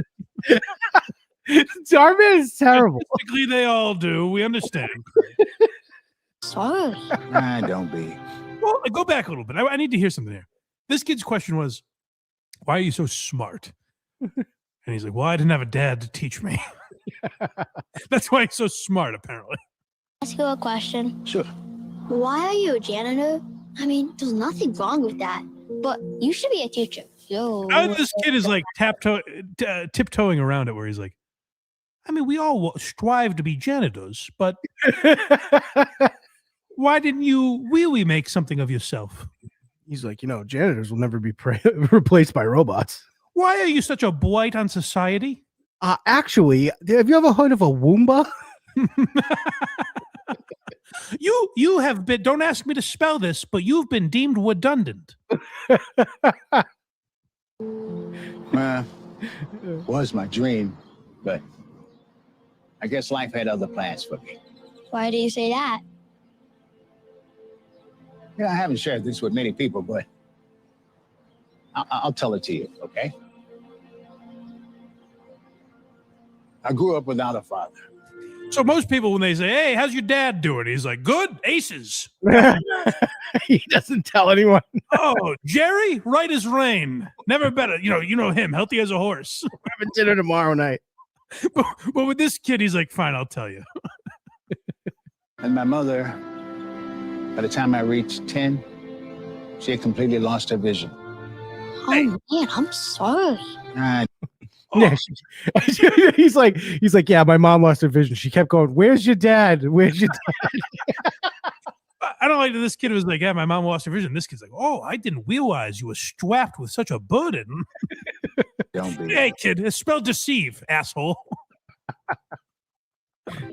In spite of all that, I had a pretty good childhood. Every night before going to bed, instead of my mom reading me a bedtime story, I was reading them to her. I don't understand. This is why you're not a teacher? I think we're gonna get there. Because you read well? This is at least explaining why he knows how to spell. I was reading my mom's stories. You probably can't do that, can you, you little white idiot? You white devil. It's one of my fondest childhood memories. Not only did I love it, but it ended up being quite the blessing. Because by the time I was in the 5th grade, I was reading on an 8th grade level. Actually? Yeah.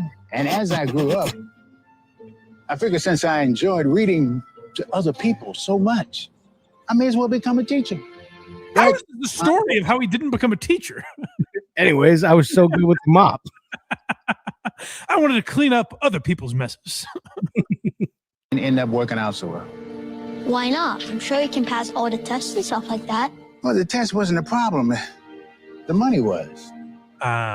It's not cheap becoming a teacher. You have to get a bachelor's degree. You have to get accredited. You have to take a lot of training. It's long and I don't know about a lot of training. My mom is waiting for me. I gotta go. I'm over your sob story now, Mr. Quivered. Kid goes and gets in his Rolls Royce. How about you pull yourself up by your bootstraps? It's 2026. Besides, I was taking care of my mom full time and just never able to do it. Breaks my heart too. It was my mom's dying wish that I become a teacher. Of course it was. I'm so sorry, Miss Cricket. That's okay. You know, My mother would say to me, you can spell necessary and deceive. And all sorts of things. Why are you a janitor? You see how shiny that floor is? You have all such folksy tricks to spell these words. Teacher, but I figured out a way to help kids. That's why I'm a janitor here. It allows me to still work at the school. And that is a blessing like that. Oh, to be clear, Mr. Clifford, if you thought you were supposed to interact with the kids, we'd prefer you not do that. Why do you want to be in this school so much? You are certainly not paid to interact with the children, if we've not made that clear. Dang Lizard, 5 pounds. This seems unrealistic until you remember Stuttering John was a substitute teacher and he probably high-fived himself after calling kids dumb. That was unrealistic. Is this guy talking about how hard it is to become a teacher? And John Gilligan, Craig rules still apply. Absolutely. Oh, they always do. I'm sorry. No, it's okay. Zane, what are you doing? Coming. Don't talk to that man. Get away from that black guy. That sounds pretty necessary. Zane, ew. Oh, we knew you were going to become one of them. NECESSARY. Necessary. 1 collar and 2 sleeves. Great job. Yeah, well, don't go blowing yourself, kid. It's one word. Yeah, use that on a different word. Yeah, find me another word that apply. 1 collar and 2 sleeves are necessary. How does that apply? Is it okay if I ask you one final question? Go ahead. Miss Waters says if I don't get at least a B on my next test, I may not go to 8th grade. If it's okay with you, do you mind helping me study for it? Would you mind qualiforming her? You just put some extra bleach in her coffee. I'm sure you have all sorts of chemicals. Chemicals. K. No. He's like, son, you're a lost cause. Zane is excited to have someone that can help him learn without This is making. Dhar Mann, by the way. Go back. This is Dhar Mann now. We're going to hear his voice. And he summarizes because it was so subtle what they just did. Now Dhar Mann is going to come in to let us know, here's what's really between the lines that you might have been missing. SSARY. Necessary. 1 collar and 2 sleeves. Great job. Way to go. Is it okay if I ask one final question? Go ahead. Miss Waters says if I don't get at least a B on my next test, I may not go to 8th grade. If it's okay with you, do you mind helping me study for it? I like that very much, Zane. Zane is excited to have someone that can help him learn without making him feel bad. He starts spending a lot of time with Mr. Clifford. Yeah. Mr. Clifford teaches him all wearing kinds of baggier new clothes. tricks to help him learn. Clifford spilled the paint one day. Like Mr. Clifford just starts making him mop up the floor and stuff, and that's all this was. It's like Mr. Miyagi, but there's no lesson. Yeah. Anytime Zane makes a mistake, Mr. Clifford's patient with him and helps him understand. Yeah, receipt. And all that patience pays off. Zane starts doing a lot better in school.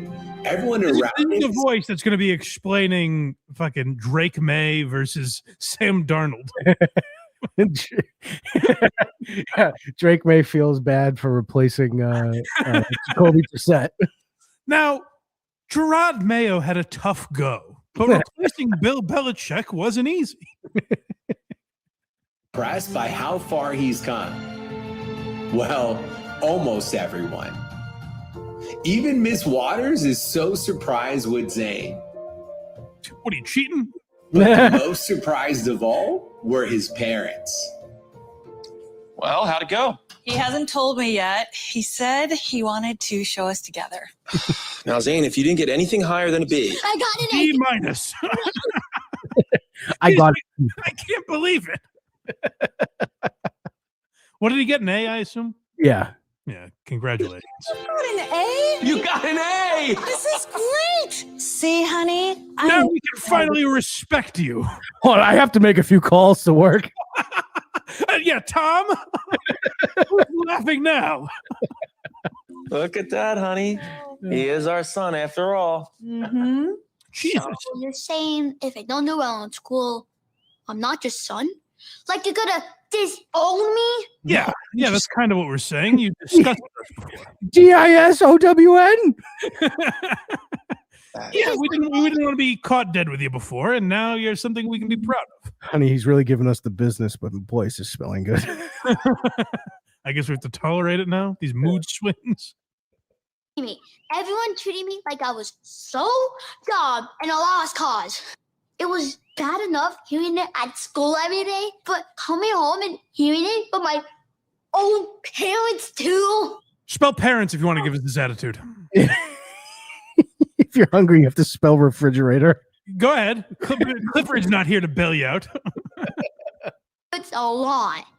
I almost started believing in those things about myself too, but luckily I found someone who helped me believe in that. I'm not dumb. I just learned differently. Same. All I needed was someone to believe in me. But all y'all care about was Believe. BELIEVE. That's a rare one. bad. And I don't even know where the salad fork goes. Oh, same. That is pretty dumb of you. But I'm sorry we made you feel that way, son. That was pretty stupid, and I'm still not over it. It's a little annoying that you're that disgusting to eat around, but Do you see this art on this wall? You should know what a salad fork is. also we've told you 70 times, so the fact that you can't get it right is a little disheartening. But I'm so sorry. We never meant to make you feel that way. She's right. I think we're really, truly sorry. Look, I do better. I had known, son, I've never been a father before. I didn't know that calling my son retarded every night would have ill effects on him. They don't write a book on this stuff. We're okay? Honey, we love you so much. Promise that won't happen again. So, tell us who this teacher was. Was it Mrs. Waters? Because we'd like to do something nice for her. Actually, Miss Waters was kind of a bitch. oh, It wasn't? It was the old black man I've been spending so much extra time with. Hey, Zane, how's it going, buddy? hi, Mr. Clifford. Look, I got an A. Oh, look at that. Big. He didn't tell him. He works at the school. Yeah, right. Wouldn't you have seen him first? OA for awesome. That's what you are, Zane. Thanks, Mr. Clifford. It's all because of you. Hi, it's so nice to meet you, Mr. Clifford. I've heard so much about you. Oh, Hey, you're spending time after school with my son? Aren't you the janitor? He just shook the dad's hand. I was like expecting him to sanitize. Thank you for helping Zane. He's been struggling for so long, and whatever you're doing has truly made a difference. I can't take the credit. I'm just an old janitor helping out when I can. Well, you might just be a janitor. Well, listen, you might be some lowly, filthy janitor in the eyes of most. You might just be a janitor. Sure, you're disgusting and low on the totem pole, but this kid passed his test. I'm just an old janitor helping out when I can. Well, you might just be a janitor. But according to Zane here, you're the best teacher he's ever had. And I think it's time. That was nothing to me because, again, I am a janitor. So You might just be a you might just be a janitor. But hey, here's a feather in your cap. This kid got an A. Now, that has nothing to do with your life, but I'm sorry, I'm not following. We'll make what official? We're going to be paying for your education, Mr. Clifford. this is the best part where there's some insane resolution where it's like the parents have learned that they were bad, and for some reason they're going to pay for this guy's education, which has nothing to do with the kid. The story ends up unraveling at the end always. What's going to happen is they're going to pay for this guy's education. He's going to leave to go to school, so Zane's going to be stupid again, and then he's going to become able to be a teacher, but this school's full. And this guy's going to be teaching fucking Mike Vrabel how to how to lose with dignity. That's right. Go become a teacher. Oh my God. I don't know what to say. You know, no one's ever done anything like Other this. than I'm 60 and nearing retirement. Anyways. I'm literally moving to Florida in 2 weeks. They just gave him a check, so he'll be like, "Oh, thanks," and he'll go to school. Oh, no, definitely. I'm going to college with this for sure. Thank you. Thank you so much. It should end with him at like a strip club where it's like, "Hey, Cliff, where'd you get all this money?" He's like, "Some dumb fucking white people." A couple of guilty whites paid for my college. I don't know if they noticed I was 60. Thank you. Thank you so much. I know my mama's dancing up in heaven right now. Tell her to watch out. And that's that. That's it. We learned a lot, didn't we? Yeah.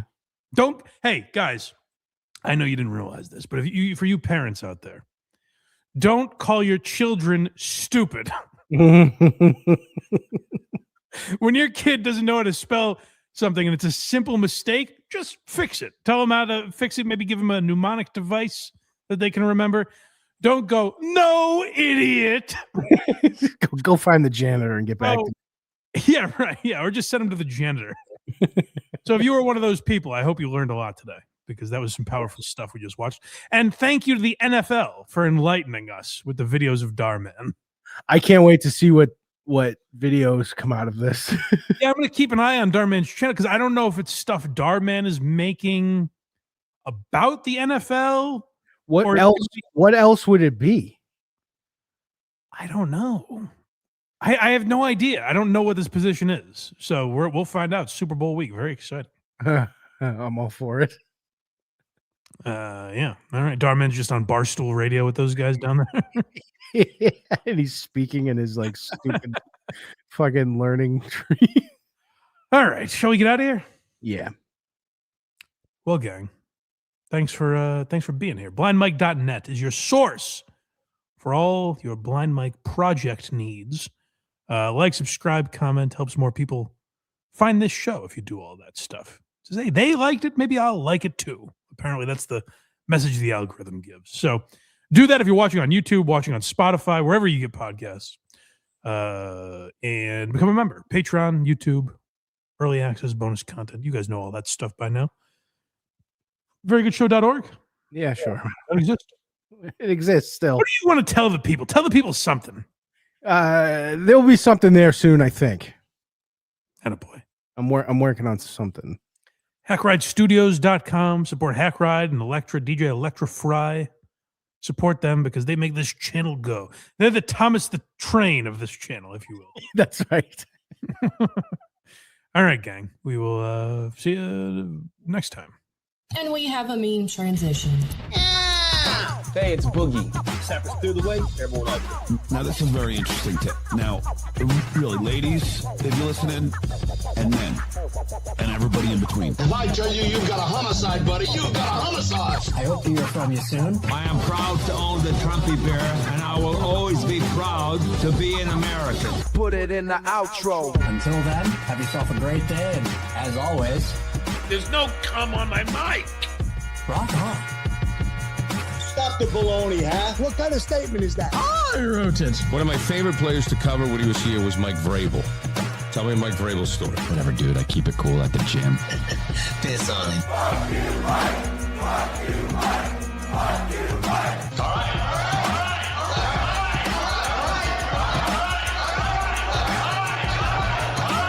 Stop! My belly hurts. My dad was in the military. Can you please kindly F off, please? If a person is on a bridge, threatening to jump, how do we know that he wants help? Okay, I hope nothing bad happened. Money, money, money, money, money, money, money, money, money, money, money, money, money. Fuck, please. God bless America.